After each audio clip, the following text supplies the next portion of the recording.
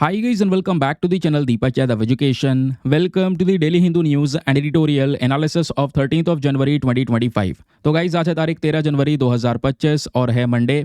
देखेंगे आज के द हिंदू कंप्लीट न्यूज़पेपर को एनालाइज करेंगे। बट लेक्चर में आगे बढ़ने से पहले अगर आपको इस लेक्चर का पीडीएफ चाहिए तो क्या करना है, सबसे पहले डाउनलोड करना है टेलीग्राम, देन उसके बाद जाके सर्च बॉक्स में टाइप करना Deepak Yadav education UPSC. As you can see guys आपको ये वाला चैनल मिल जाएगा, इस पर क्लिक करना और जाकर इस चैनल को ज्वाइन कर लेना। ज्वाइन करने से फ़ायदा क्या होगा, यहाँ पर आपको डेली बेसिस पे लेक्चर का पीडीएफ मिल जाता है, डेली करंट अफेयर के वीडियो का पीडीएफ मिल जाता है और डेली बेसिस पे बहुत सारे डिजिटल नोट्स मिल जाते हैं। नाउ बढ़ते हैं आगे बढ़ने से पहले हमेशा की तरह हम लोग अपने लेक्चर को एक मैप के क्वेश्चन के साथ स्टार्ट करेंगे। तो आज आप सभी को मैप में जाकर देखना है तेपेश्वर वाइल्ड लाइफ सेंचुरी को कहाँ पर है एग्जैक्टली लोकेटेड, इसको अच्छे से मैप में देखना। देन उसके बाद आकर नीचे कमेंट सेक्शन में टाइप करना, जिससे कि आप लोग इसको लंबे समय तक याद रख पाओगे। तो चलिए शुभारंभ करते हैं। बट आगे बढ़ने से पहले मैं आपको बता दूं कि इस वीडियो में हम लोग द हिंदू न्यूज़पेपर के साथ साथ जितने भी बाकी इंपॉर्टेंट टॉपिक्स होते हैं, चाहे वो इंडियन एक्सप्रेस के हों, चाहे वो आपके पीआईबी के हों, चाहे वो ऑल इंडिया रेडियो के ही क्यों ना हो, इनको हम लोग बहुत ही डिटेल से कवर करते हैं। इतनी इनफ मात्रा में इन्फॉर्मेशन मिल जाती है कि इन टॉपिक से रिलेटेड अगर आपके प्रीलिम्स में या मेंस में कोई क्वेश्चन आता है तो आप उनको आराम से सॉल्व कर पाएंगे। इस वीडियो का सबसे मोस्ट इंपॉर्टेंट पार्ट क्या है, वो है वीडियो का बिल्कुल लास्ट वाला क्वेश्चन प्रैक्टिस वाला पार्ट। दोस्तों आपको करना क्या है, पूरे लेक्चर को फुल कंसंट्रेशन के साथ में सुनना। लास्ट में क्वेश्चन दिए गए हैं, पूरा टेस्ट आपका लिया जाएगा, उसको यहाँ पर चेक करना, देखना कितनी चीज़ें आपने यहाँ पर अच्छे से समझी हैं। फिर आपका जो भी स्कोर आएगा उसको नीचे कमेंट सेक्शन में लिखना। पिछले कुछ समय पर बहुत सारे लोग पार्टिसिपेट कर रहे हैं, आपको ही पार्टिसिपेट करना है। थोड़ी देर बाद आपको लगेगा कि हाँ, मेरी जो सुनने समझने की जो क्षमता है वो धीरे धीरे करके इंप्रूव हो रही है। वो क्वेश्चन को सॉल्व करके आपको पता चलेगा। बाकी जितने भी लोग पहली बार चैनल पे जुड़े हैं या फर्स्ट टाइम पर इस वीडियो में आए हैं, मेक श्योर करें चैनल को सब्सक्राइब कर लें, बेल आइकन को प्रेस कर लें, ऑल नोटिफिकेशन ऑन कर लें, ताकि कल जब वीडियो अपलोड हो तो टाइम पर आपको इसका नोटिफिकेशन मिल जाए। तो चलिए फिर शुरुआत करते हैं आज के सबसे पहले आर्टिकल के साथ में। सबसे पहली जो न्यूज़ है दोस्तों, यहाँ पे ये हमारा थंबनेल वाला टॉपिक है और काफ़ी इंपॉर्टेंट है, क्योंकि GS paper number 3 defence and security के पॉइंट ऑफ व्यू से आप इसको लिंक कर सकते हैं। ये आप देख पाएंगे x.com के ऊपर में डीआरडीओ ने ऑफिशियली तौर पे इसके बारे में बताया है कि डीआरडीओ ने डेवलप कर लिया है हमारी इंडियन आर्मी के लिए एक मल्टी लेयर क्लॉथिंग सिस्टम, एक ऐसा क्लॉथिंग सिस्टम जिसको नाम दिया गया है हिम कवच। क्वेश्चन बन सकता है, ध्यान में रखिएगा। ये जो हिम कवच है, इसका मेन काम ये होगा कि ठंडे वाले रीजन में भी हमारे जवानों की शरीर में यहाँ पर एक जो कह सकते हैं वार्मनेस है, जो गर्मी है, वो बनी रहे। तो इस चीज़ को यहाँ पर इंश्योर करने का काम इस क्लॉथिंग सिस्टम का होने वाला है। क्योंकि अगर आप देखोगे, अगर हम लोग बात करते हैं जम्मू कश्मीर के रीजन की, उससे ऊपर चलते हैं सियाचिन ग्लेशियर की बात करते हैं, तो यहाँ पे कह सकते हैं बहुत ही ज़्यादा ठंडा रीजन है। एक आम इंसान अगर पहुँच जाए तो उसका सर्वाइव करना वहाँ पे बहुत मुश्किल है, हो सकता है यहाँ पर उसकी जान चली जाए। लेकिन यहाँ पे जवानों को एक स्पेशल ट्रेनिंग दी जाती है, वो भी बहुत सारी प्रॉब्लम से गुजर रहे होते हैं उस सियाचिन ग्लेशियर में रहकर, लेकिन वो सुरक्षा कर रहे हैं देश की। क्योंकि वहाँ पे वो जो पॉइंट है दोस्तों, बहुत सेंसिटिव पॉइंट है। एक तरफ से चाइना है और दूसरी तरफ से पाकिस्तान है, और फिर यहाँ पर तीसरे पॉइंट पे हमारा सियाचिन ग्लेशियर है।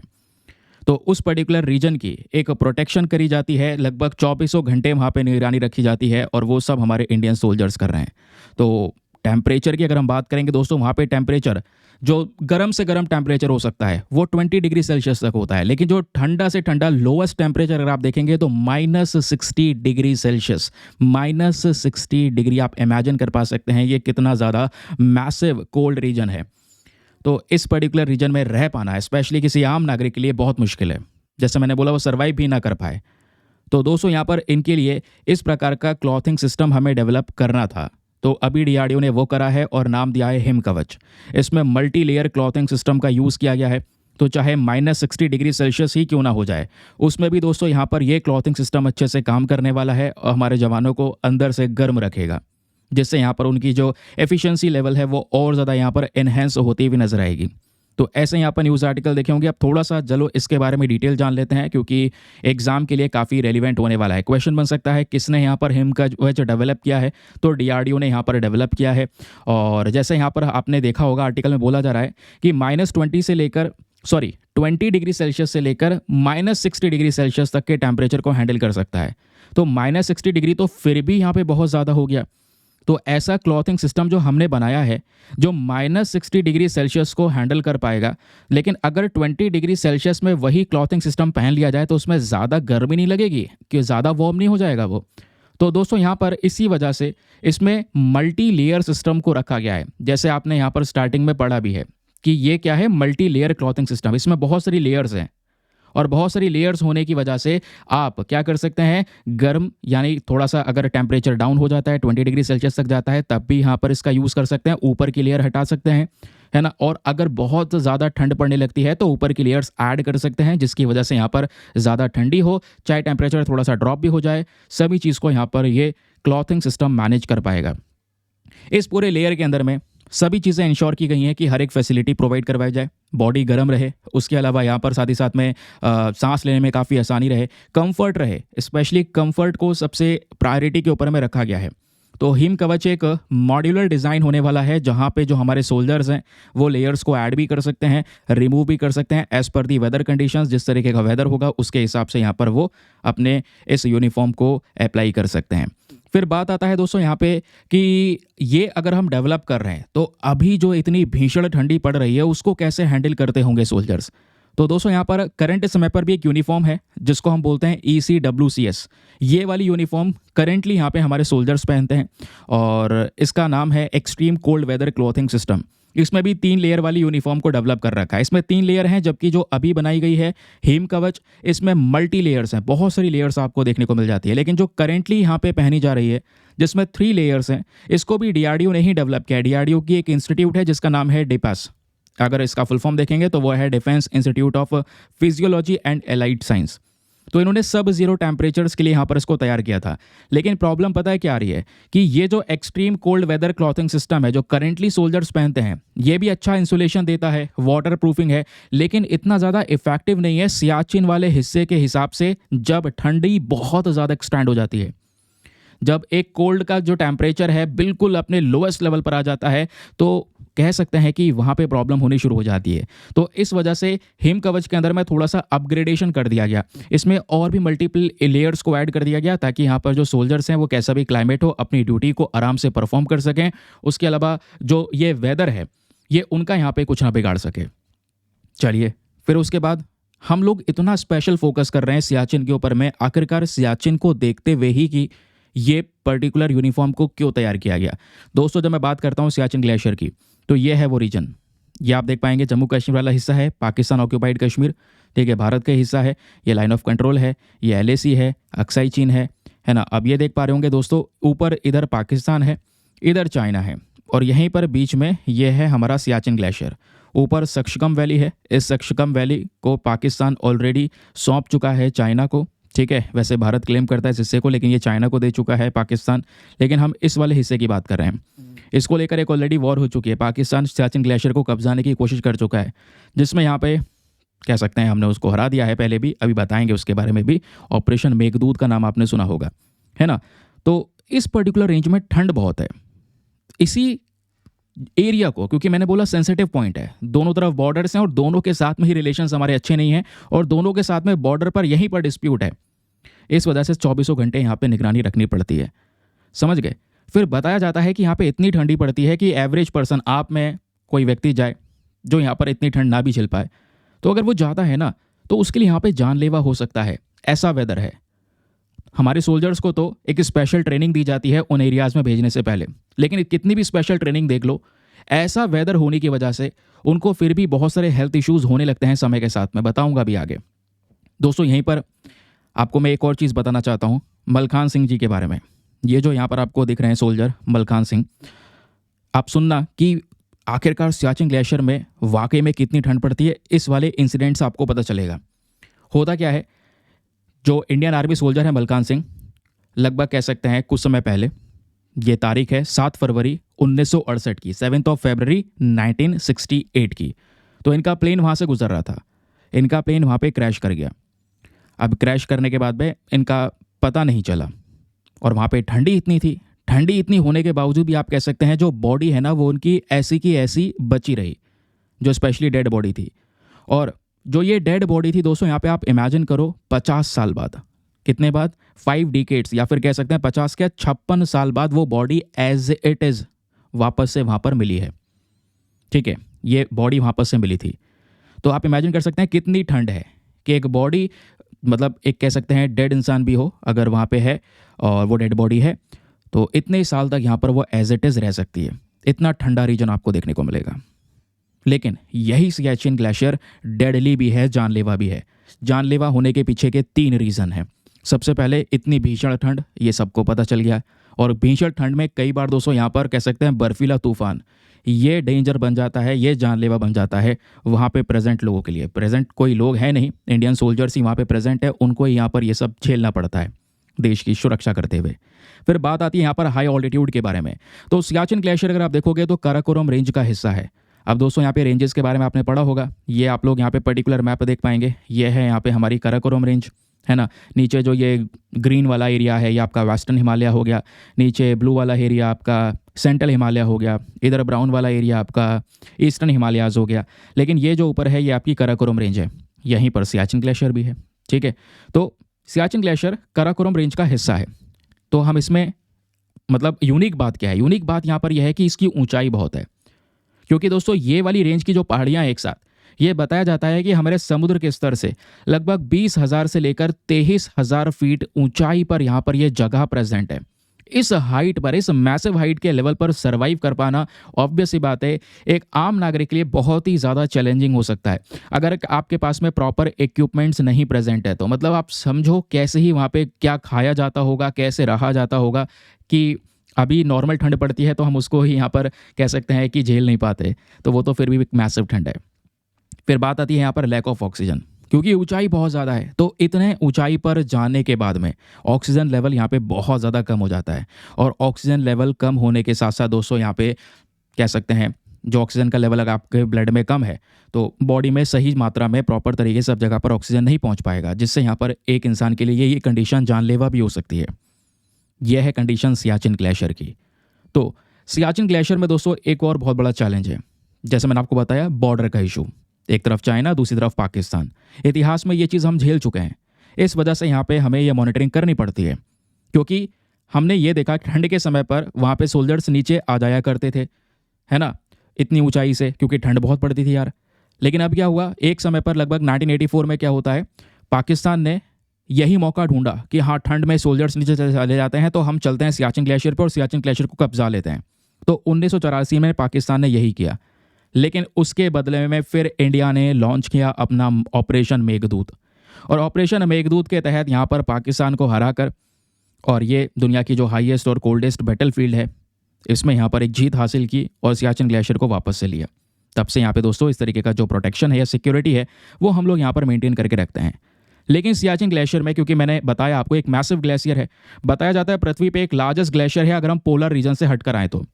नॉर्थ पोल साउथ पोल पे तो वैसे ही है ही बर्फ़, वो तो ग्लेशियर्स हैं ही, उसके अलावा एक लार्जेस्ट ग्लेशियर माना जाता है सियाचिन ग्लेशियर।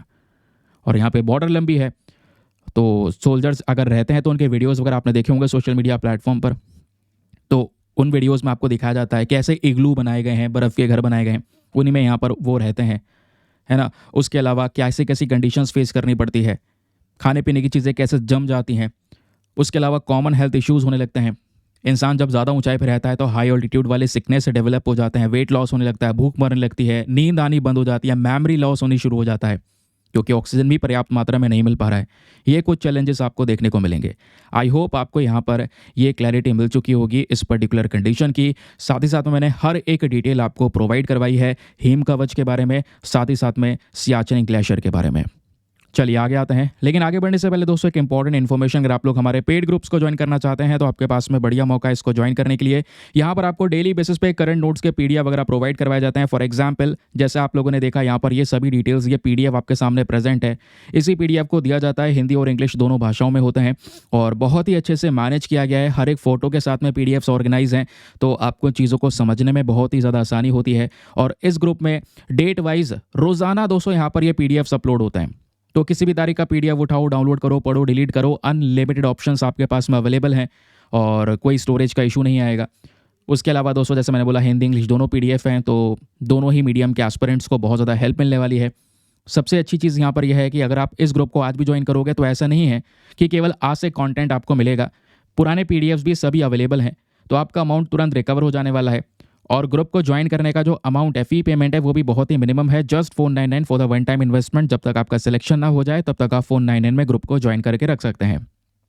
ज्वाइन करने के लिए करना क्या है, व्हाट्सएप पर जाना, यहाँ पर आपको एक नंबर दिया गया है 8534873368, इस नंबर पर मैसेज कर देना कि हाँ I want to join this group. वहाँ पे आपको रिप्लाई मिलेगा, पेमेंट का प्रोसेस दिया जाएगा और उससे ज़्यादा इंपॉर्टेंट डेमो वीडियो का लिंक भी मिलेगा, पूरे को चेक कर सकते हैं, देख सकते हैं मुझको कहाँ पर क्या फ़ायदा होगा, अपने आप को सेटिस्फाई कर लेना, उसके बाद जाकर यहाँ पर आप ये इन्वेस्टमेंट कर सकते हैं। ठीक है, चलिए फिर दोस्तों यहाँ पे आते हैं एक और इम्पॉर्टेंट आर्टिकल की तरफ। अगला न्यूज़ आर्टिकल प्रीलिम्स के लिए रेलिवेंट है, जैसा मैंने आपको बताया कुछ मल्टीपल सोर्सेज भी इसमें है। तो पहले हमारी कुछ इंपॉर्टेंट खबरें हैं, इनको कवर कर लेते हैं, फिर और डिटेल्ड खबर में आएंगे। और आज का सेशन मैं आपको बता दूं सुपर इंपॉर्टेंट है, क्योंकि चाहे वो ज्योग्राफी हो, चाहे वो हिस्ट्री हो, चाहे वो पॉलिटी हो, अगर इनके कोई कॉन्सेप्ट्स न्यूज़ में है वो सब आपके कवर होने वाले हैं। जैसे पोलार वॉर्टेक्स वगैरह चर्चाओं में है, वो भी समझ में आएगा। सबसे पहला जो आर्टिकल है दोस्तों, यहाँ पर बात हो रही है गद्दी डॉग के बारे में। ये डॉग जो आपको दिख रहा है, ये हिमाचल प्रदेश या जो हिमालयाज़ वाला रेंज है वहाँ पे पाए जाते हैं, ठंडे रीजन में यहाँ पर ये रहते हैं और इनको हिमाचली हाउंड के नाम से भी जानते हैं। और वैसे यहाँ पर गद्दी डॉग भी बोल दिया जाता है। गद्दी का मतलब होता है उर्दू में शेफर्ड।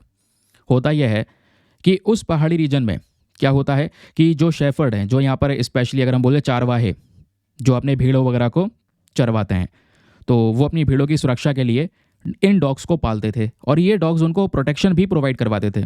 तो इन डॉग्स को जैसे मैंने बताया ना, गार्ड के लिए यूज़ किया जाता है और कई बार यहाँ पे हर्डिंग के लिए जो शीप्स वगैरह पाली हैं उनकी प्रोटेक्शन के लिए भी इन डॉग्स को पाला जाता है। ठीक है, तो इस आधार पे ये चर्चाओं में है। मतलब चर्चाओं में क्यों है, तो आपको यहाँ पर ये न्यूज़ आर्टिकल देखने को मिल जाएगा। खबर क्या है, Indian council of agricultural research national bureau of animal genetic resources, ये एक बॉडी का नाम है।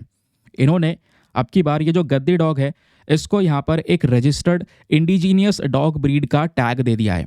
अभी तक दोस्तों यहाँ पर ये अभी हमारे देश के एक इंडिजीनियस डॉग ब्रीड के तौर पे रजिस्टर नहीं की गई थी, लेकिन अभी दोस्तों ये हिमालय से आने वाली ब्रीड, इसको एक इंडिजीनियस डॉग ब्रीड के तौर पे रजिस्टर कर लिया गया है। और ये न्यूज़ जो है ये बहुत काम की है और इस न्यूज़ की वजह से यहाँ से एग्जाम में क्वेश्चन बनेंगे। लेकिन एग्जाम में जब ये क्वेश्चन बनेंगे तो आपको पता होना चाहिए इसके बारे में कुछ बेसिक चीज़ें। ठीक है, अब बेसिक चीज़ें क्या पता होनी चाहिए, जैसे सबसे पहले इस ब्रीड के बारे में कुछ और डेटा। ये जो ब्रीड है जैसे मैंने बताया गद्दी शेफर्ड के नाम पे रखा गया है। और गद्दी शेफर्ड क्यों रखा गया है, क्योंकि यहाँ पर जो चारवा हैं उनके भेड़ों को प्रोटेक्शन देने के लिए इस तरीके से इसको पाला गया। आखिरकार रीज़न क्या है, क्यों पाला गया? रीज़न ये है दोस्तों कि ये जो डॉग है ना, इसमें ये कैपेबिलिटी है, ये किसी बड़े जानवर से लड़ सकता है। मान लो यहाँ पर जैसे मैंने बोला हिमालयन रीजन है, बर्फीला रीजन है, वहाँ पे स्नो लेपर्ड बहुत ज़्यादा है।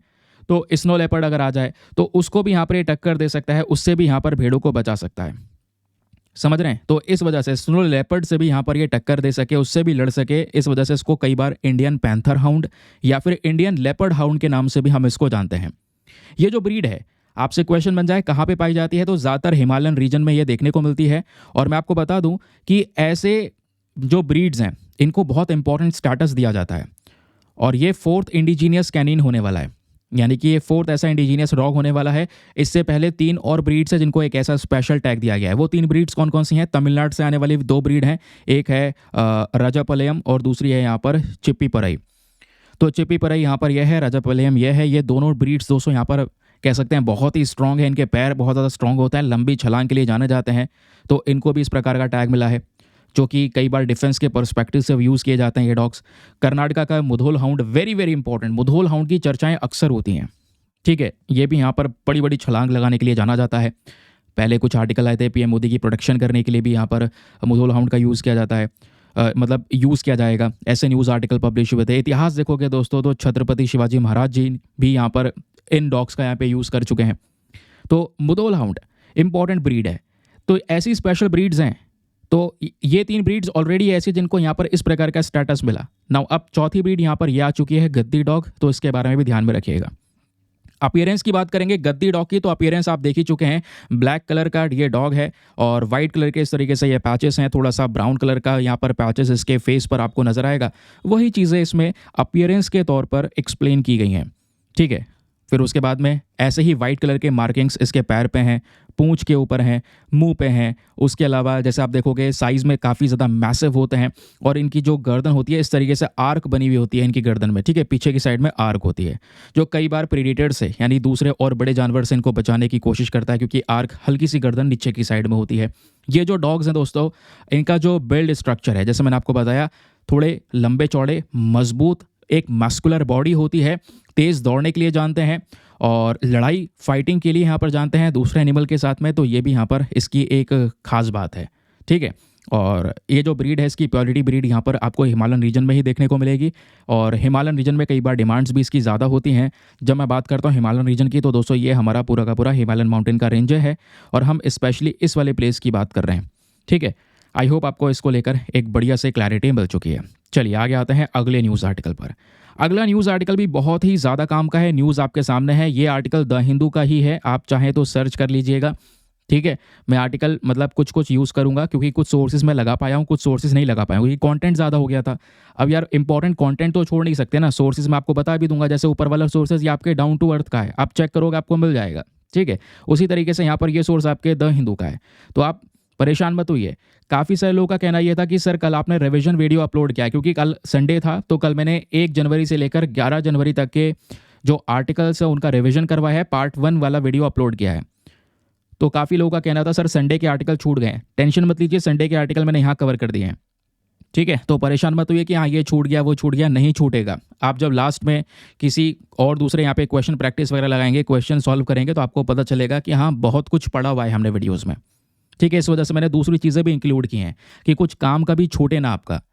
यहाँ पे बात हो रही है सोप स्टोन के बारे में। अब ये कितना चर्चाओं में था, आप खुद सर्च कर सकते हैं, द हिंदू का आर्टिकल है। तो हाल ही में उत्तराखंड का जो हाई कोर्ट है, इन्होंने अपनी अथॉरिटीज़ से मेंशन किया है कि भाई यहाँ पर आप क्या कर रहे हैं, सोप स्टोन की माइनिंग कर रहे हैं। ये जो सोप स्टोन है इस तरीके से होता है, इस सोप स्टोन के जो यूजेस हैं वो बहुत अलग अलग प्रकार के हैं। तो इसकी माइनिंग यानी खनन किया जाता है, खुदाई करके इस स्टोन को निकाला जाता है। तो अनरेगुलेटेड वे में अगर आप माइनिंग करेंगे, खनन करेंगे बहुत ही ज़्यादा गंदे तरीके से, तो उसका नुकसान एनवायरमेंट को है। तो वही कंडीशन उत्तराखंड में थोड़ा नज़र आया, जिसकी वजह से उत्तराखंड के हाई कोर्ट ने यहाँ पर इसके ऊपर क्वेश्चन उठाया। क्योंकि उत्तराखंड में दोस्तों यहाँ पर एक डिस्ट्रिक्ट है बागेश्वर डिस्ट्रिक्ट, वहाँ पर आपको 160 से ज़्यादा इस प्रकार की माइंस नज़र आएंगी जहाँ पे ये सोप स्टोन प्रेजेंट है। मैं आपको बता दूँ, ये सोप स्टोन वो है जिसका यूज़ बेबी पाउडर में भी इस्तेमाल होता है, जो पाउडर्स होते हैं। लेकिन यही सोप स्टोन वो भी चीज़ है जिसको हम कई बार स्टेटाइट के नाम से जानते हैं। एक मेटामॉर्फिक रॉक है जो कि टॉक से बनाया जाता है। आपको पता है ना, बेबी पाउडर में टाल्क प्रेजेंट होता है। टाल्क को लेकर एक कंट्रोवर्सी भी हुई थी, जॉनसन बेबी पाउडर को लेकर, याद है? लगभग आज से 1.5-2 साल पहले की बात मैं आपको बता रहा हूँ, थंबनेल भी लगाकर मैंने पढ़ाया हुआ है। तो ये जो टाल्क है दोस्तों, ये इसी रॉक से बनता है, सोप स्टोन से बनता है। ठीक है, अब ये जो स्टोन है अगर आप देखोगे तो इसका हम लोग यूज़ करते हैं कंस्ट्रक्शन के लेकर भी, डिज़ाइंस को लेकर भी। ये आप देख पाएंगे टेबल के ऊपर में, ये किचन है, किचन के ऊपर में यहाँ पर टेबल के ऊपर में as a table top use किया गया है ना। टेबल के ऊपर में इस तरीके का यहाँ पे जो स्टोन है उसकी कटिंग फिनिशिंग करने के बाद में उसको यहाँ पे बिछाया गया है। पीछे आप देख पाएंगे यहाँ पे बिछाया गया है। तो काउंटर टॉप के ऊपर में सिंक बनते हैं, स्कल्पचर्स के तौर पे मूर्तियों के लिए यहाँ पर इस स्टोन का यूज़ किया जाता है। ठीक है, क्लियर हो गया। अब क्वेश्चन यह है कि ये सोप स्टोन मिलते कहाँ से हैं और साथ ही साथ में ये फॉर्म कैसे होते हैं। ये आपका जियोलॉजी का हिस्सा हो जाएगा, स्पेशली ज्योग्राफी का पार्ट हो जाएगा। तो सोप स्टोन की जब बात करते हैं तो कई बार ये बनते हैं कन्वर्जेंट प्लेट बाउंड्रीज पर। अब आपको पता है ये हमारी पृथ्वी के नीचे टेक्टोनिक प्लेट्स प्रेजेंट हैं और उन टेक्टोनिक प्लेट्स का आपस में मूवमेंट होता है।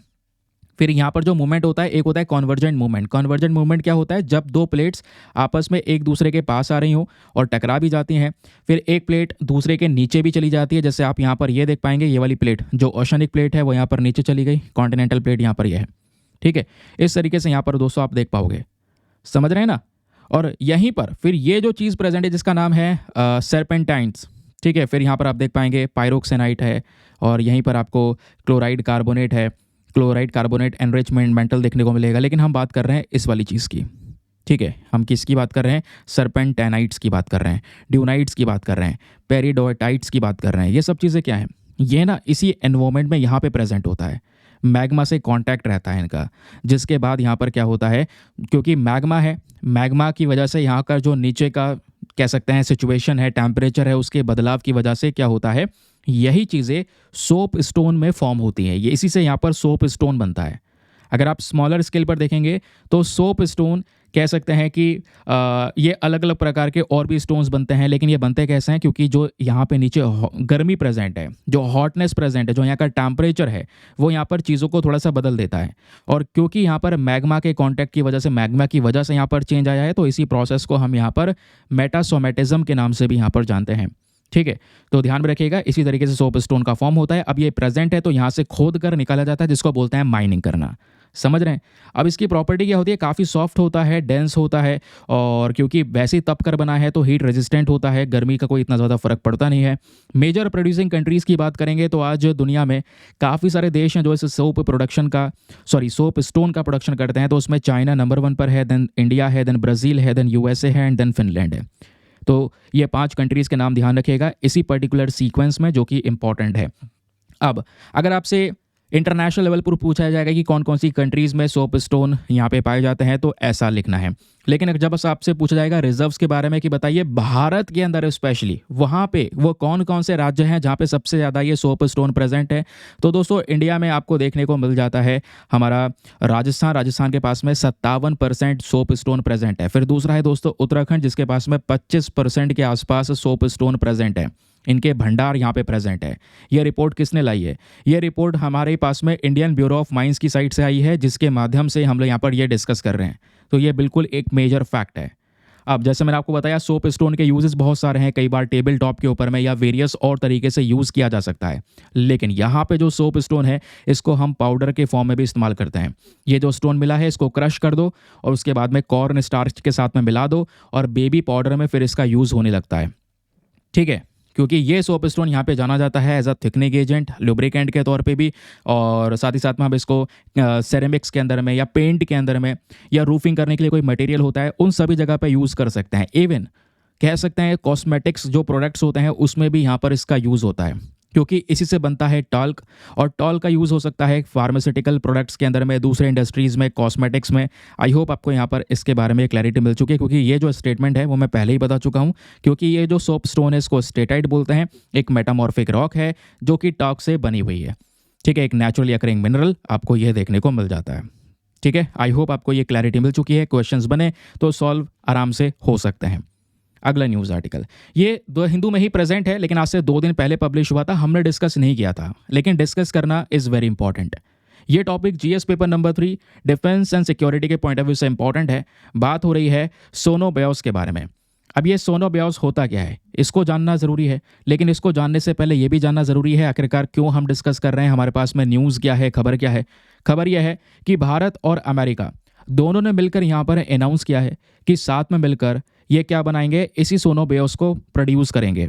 और जो ये सोनो बेओस बनाए जाएंगे ये भारत की नेवी के लिए बनाए जाएंगे। एक अच्छी टेक्नोलॉजी होती है, इससे समुद्र के अंदर छिपा हुआ कोई पनडुब्बी है, सबमरीन है दुश्मन की, या कोई और चीज़ है, तो उसका पता लगाया जा सकता है इस सोनो बेओस का यूज़ करके।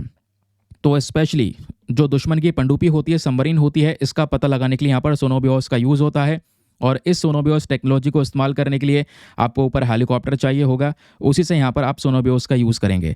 तो इंडिया यूएस इसको डेवलप कर रहा है ताकि दुश्मन की सबमरीन अगर समुद्र के अंदर में है तो उसका पता लगाया जा सके। नाउ क्वेश्चन यहाँ पर आता है कि आखिरकार सोनो बेओस का जो मेन पर्पज़ है वो तो हमें पता चला है, लेकिन बात यह है ये एग्जैक्टली काम कैसे करता है ये हमें अभी तक नहीं पता चला। तो चलिए मैं आपको इसके वर्किंग प्रोसेस के बारे में बताता हूँ। ये फोटो आपको दिख रहा है ना, ये फोटो बहुत ही ज़्यादा शानदार है। कुछ कुछ फोटोज़ इतने शानदार होते हैं कि हर एक चीज़ को एक्सप्लेन कर देते हैं बेहतर तरीके से। ये आपके सामने प्रेजेंट है। ये जो आपको प्लेन दिख रहा है ये कनाडा का एक प्लेन है, कैनेडियन प्लेन है। तो ये क्या कर रहे हैं, अब मान लो ये समुद्र में कोई सबमरीन है, उसको ढूंढने की कोशिश कर रहे हैं। तो इस प्लेन के थ्रू सोनो बेओस का यूज़ किया जाएगा। अब ये वर्क कैसे करेगा, सोनो बेओस को हम कई बार सोनर बेओस भी बोलते हैं। तो ये इस प्लेन से पहली बात क्या करेंगे, हम पैराशूट के माध्यम से इन सोनो बेओ को जो हमने बनाया है ना, इसको यहाँ पे पैराशूट के माध्यम से समुद्र में छोड़ देंगे। जब ये समुद्र में छोड़ देंगे तो धीरे धीरे ये समुद्र में उतरेगा। उतरने के बाद में दोस्तों इस सोनो बेओस में 2 चीज़ें जुड़ी हुई हैं। एक यहाँ पर इसका अपर यूनिट है, एक लोअर यूनिट है, और दोनों आपस में केबल के माध्यम से जुड़े हुए हैं। ठीक है, तो यहाँ पर अगर आप देखोगे तो सोनो बेओस पहले छोड़ेंगे, फिर ये समुद्र पर उतरा, ये आप सोच लो ये उतर गया, ये नीचे उतर गया। अब नीचे उतरने के बाद में इसमें से जो 2 हिस्से जुड़े हुए थे, ये 2 हिस्से वो सेपरेट हो गए। जो ऊपर वाला हिस्सा है अपर यूनिट, ये ऊपर तैर रहा है। ठीक है, और ये जो अपर यूनिट है इसमें एक रेडियो फ्रीक्वेंसी ट्रांसमीटर होता है, एक ऐसा ट्रांसमीटर जो समुद्र के अंदर की कोई इन्फॉर्मेशन आएगी तो वो इन्फॉर्मेशन सीधा इस प्लेन तक देगा। इस प्लेन में जो यहाँ पर बैठे लोग हैं उन तक ये इन्फॉर्मेशन पहुँचेगी, हाँ कौन है नीचे कौन नहीं है। ठीक है, तो ये हो गया इसके अपर यूनिट की बात। इसके नीचे जो होता है वो आपका हाइड्रोफोन एरे प्रेजेंट होता है। ये लोअर पोर्शन आपको देखने को मिलेगा। ये मल्टीपल हाइड्रोफोन्स को डेवलप करता है। यही इसका मेन काम होता है, पता लगाने की आसपास में क्या चीज़ें प्रेजेंट हैं।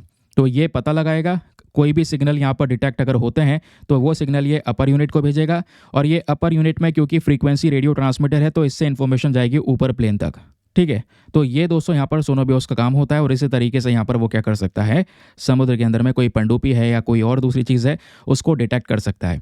तो क्वेश्चन यहाँ पर आता है कि सोनोबियोस का केवल और केवल क्या पनडुब्बी को डिटेक्ट करने के लिए ही उपयोग होता है? ऐसा नहीं है दोस्तों, इसके मल्टीपल यूजेस हो सकते हैं। मल्टीपल यूजेस बताता हूँ, डोंट वरी। सबसे पहले ये जो इसका वर्किंग प्रोसेस है वो आपको समझ में आ गया। सबमरीन डिटेक्ट कर सकते हैं वो आपको समझ में आ गया। इसलिए हम लॉन्च कैसे करेंगे, अपने नेवल हेलीकॉप्टर से या फिक्स विंग का जो कोई एयरक्राफ्ट है उससे भी लॉन्च कर सकते हैं। कैनिस्टर में रख के इसको ड्रॉप करते हैं नीचे। इसमें दो चीज़ें होती हैं, वो डिवाइड हो जाती हैं, सेपरेट हो जाती हैं, वो हमने यहाँ पर समझ लिया। ठीक है, अब आते हैं, देखो ये आर्टिकल मैंने लगा दिया है, ये आर्टिकल ये लगा हुआ है, मैं कह रहा था ना द हिंदू में ये पब्लिश हुआ है, ये आर्टिकल लगा दिया गया है, आप देख सकते हैं। अब ये जो टाइप्स ऑफ सोनोबियोस हैं, ध्यान में रखिएगा, ये सोनोबियोस के दो प्रकार आते हैं। दो प्रकार के होते हैं, एक होता है आपका एक्टिव सोनोबियोस और दूसरा होता है पैसिव सोनोबियोस। दोनों के बीच में डिफरेंस क्या होता है सुनिएगा। जो एक्टिव सोनोबियोस होता है, इसमें जो आप नीचे जो चीज़ें छोड़ रहे हो, जो इसका लोअर यूनिट है जो समुद्र के अंदर में, वो साउंड एनर्जी को प्रोड्यूस करता है। साउंड एनर्जी को चारों तरफ छोड़ेगा और वो साउंड एनर्जी टकरा कर वापस से इसके पास में आती है, जिससे इसे पता चलता है कि हाँ भाई यहाँ पर क्या इन्फॉर्मेशन, और वो इन्फॉर्मेशन वो सीधा ऊपर भेज देता है एयरक्राफ्ट तक। फिर होता है आपका एक पैसिव सोनोबियोस। ये क्या करता है, जो भी जहाज़ या जो भी पनडुब्बी है समुद्र के अंदर में, है ना, उसमें से जो साउंड निकल रही है उसको ये लिसन करता है, उसको सुनता है, देन उसके बाद में वही साउंड यहाँ पर भेज देता है ऊपर एयरक्राफ्ट तक। तो ये दो प्रकार के सोनोबियोस होते हैं, और ये सब मैं आपको बता दूं, ये एक कह सकते हैं यहाँ पर एक स्पेशल पर्पस वाला सोनोबियोस भी होता है जो एक स्पेशल इन्फॉर्मेशन प्रोवाइड करवाता है। और मतलब इसके कुछ और भी उपयोग हो सकते हैं, जैसे वाटर टेम्परेचर, कोई नॉइस लेवल का पता लगाना है तो वो सब भी यहाँ पर किया जा सकता है। सोनोबियोस में क्या क्या कंपोनेंट होते हैं आपको पता चल गया है। एक कैनिस्टर में दो चीज़ें रखते हैं, सेंसर है, बैटरी है, रेडियो ट्रांसमीटर है, ये सब चीज़ें यहाँ पर इसके अंदर में प्रेजेंट होती हैं। और इसका जो काम है मैंने बताया, पनडुब्बी का पता लगाना। पनडुब्बी का पता लगाने के साथ साथ कई बार साइंटिफिक रिसर्च के लिए इसका यूज़ कर लिया जाता है, या फिर एनवायरमेंट स्टडीज़ के लिए इसका यूज़ कर लिया जाता है, या फिर कई बार जो वेल्स होती हैं, जो समुद्र के अंदर वेल्स प्रेजेंट है या दूसरे और समुद्र के अंदर में क्रीचर्स प्रेजेंट हैं, उनके बिहेवियर को समझने के लिए भी यहाँ पर इसका यूज़ किया लिया जाता है। तो ये इसके सारे के सारे यहाँ पर यूजेस हो गए। ठीक है, चलिए फिर अगले आर्टिकल पर आते हैं। और ये जो आर्टिकल है आपका GS paper number 2 government policies and schemes के पॉइंट ऑफ व्यू से इंपॉर्टेंट है। पीआईबी की खबर है, आप चेक कर सकते हो। और पीआईबी में बेसिकली यहाँ पर वो गवर्नमेंट वेबसाइट है, मिनिस्ट्री ऑफ पावर की साइट से इसको डायरेक्टली रिलीज़ किया गया है। सरकारी डेटा है, बहुत काम का है। पीआईबी से हर साल डायरेक्टली क्वेश्चंस भी आते हैं। ये टॉपिक दोस्तों बात करता है उजाला स्कीम के बारे में। और क्योंकि कोई भी स्कीम अगर चर्चाओं में है, उसके 10 साल पूरे हो गए, 5 साल पूरे हो चुके हैं, स्कीम शुरू हुई है, फेलियर हुआ है उसका, तो अगर ऐसे ही किसी रीज़न की वजह से स्कीम न्यूज़ में है तो मोस्ट प्रोबेबली वहाँ से क्वेश्चंस आएंगे ही आएंगे। तो अच्छे से पढ़ के जाइएगा। यहाँ पे बात हो रही है उजाला स्कीम की, तो इसकी फुल फॉर्म है Unnat Jyoti by affordable LEDs for all. ये स्कीम का फुल फॉर्म है। इस स्कीम को वैसे साल 2015 में लॉन्च किया गया था। तो ये न्यूज़ में क्यों है? न्यूज़ में इसलिए है क्योंकि दोस्तों साल 2025 लग गया, तो इस स्कीम को एक डिकेड यानी 10 साल पूरे हो चुके हैं। तो 10 साल में इसका अचीवमेंट क्या हुआ, इस वजह से ये न्यूज़ में है। 10 साल पूरे होने के बाद में पता ये चलता है इस स्कीम के माध्यम से हमने, क्योंकि इस स्कीम का नाम ही क्या है, Unnat Jyoti by affordable LEDs. जो लोग हैं, भारत के नागरिक हैं, उनको एलईडीज देने की बात की गई। पहले दोस्तों आपको पता होगा ऐसे बल्ब का यूज़ होता था, सीएफएल और दूसरे बल्ब्स, जिसके अंदर में एनर्जी बहुत ज़्यादा लगती थी, तो बिजली का बिल भी बहुत ज़्यादा आता था। और बिजली ज़्यादा लग रही है तो यहाँ पर सरकार को बिजली ज़्यादा बनानी भी पड़ेगी, कोयला भी ज़्यादा जलाना पड़ेगा, तो इलेक्ट्रिसिटी का खर्चा ज़्यादा होगा। तो उसकी बजाय एलईडी लेकर आई गई, जहाँ पे बिजली का जो खर्चा है वो कम आता है लेकिन आपको उजाला भरपूर मात्रा में मिलता है। तो इसी एलईडी को सभी लोगों को प्रोवाइड करवाने के लिए उजाला स्कीम को इंट्रोड्यूस किया गया। और इसी उजाला स्कीम के माध्यम से मैं आपको बता दूं दोस्तों, यहाँ पे बोला जा रहा है लगभग 36.87 करोड़ एलईडी बल्ब्स डिस्ट्रीब्यूट करे गए हैं, लोगों को दिए गए। इतने बल्ब देने की वजह से पता है हमने 19,153 करोड़ रुपए इलेक्ट्रिसिटी के सेविंग्स के तौर पे बचा लिया है। एनुअल, हर साल इतना पैसा बिजली पे जो खर्च हो रहा था वो बचाया गया है ये एलईडीज बांटने की वजह से। अब ये किसने बोला है? ये डेटा खुद दोस्तों मिनिस्ट्री ऑफ पावर की साइट से आया है, इस वजह से यहाँ पर ये इंपॉर्टेंट है। नाउ अब डायरेक्टली क्वेश्चन बन सकता है आप लोगों से कि बताइए भैया उजाला स्कीम क्या है। 2015 में भारत सरकार इस स्कीम को लेकर आती है। इस स्कीम का मेन पर्पज़ यही था, जो LED based domestic efficient lightning program है इसको देश में प्रमोट किया जाए। कि भाई एलईडी के माध्यम से लोगों को यहाँ पर इस तरीके की लाइट्स प्रोवाइड करवाए जाएँ। इसके माध्यम से करोड़ों लाइट्स हमने दी, लाखों ट्यूबलाइट्स डिस्ट्रीब्यूट की गई, ऐसे ही यहाँ पर दोस्तों लाखों फैंस भी डिस्ट्रीब्यूट करे गए। तो उजाला स्कीम आज भी दुनिया की सबसे बड़ी zero subsidy LED lamp distribution scheme है, ध्यान में रखिएगा, ये बहुत ही ज़्यादा इंपॉर्टेंट सेंटेंस है। क्वेश्चन यहाँ पर यह है कि इस स्कीम को इम्प्लीमेंट कौन करता है। इसको इम्प्लीमेंट करने का मेन काम है एनर्जी एफिशिएंसी सर्विसेज लिमिटेड के साथ में। तो आप कहोगे अभी तो आपने मिनिस्ट्री ऑफ पावर बोला, तो मिनिस्ट्री ऑफ पावर के अंडर में ही आने वाली यहाँ पर एक छोटी बॉडी है एनर्जी एफिशिएंसी सर्विसेज लिमिटेड, और इसी का मेन काम है इस स्कीम को इम्प्लीमेंट करना।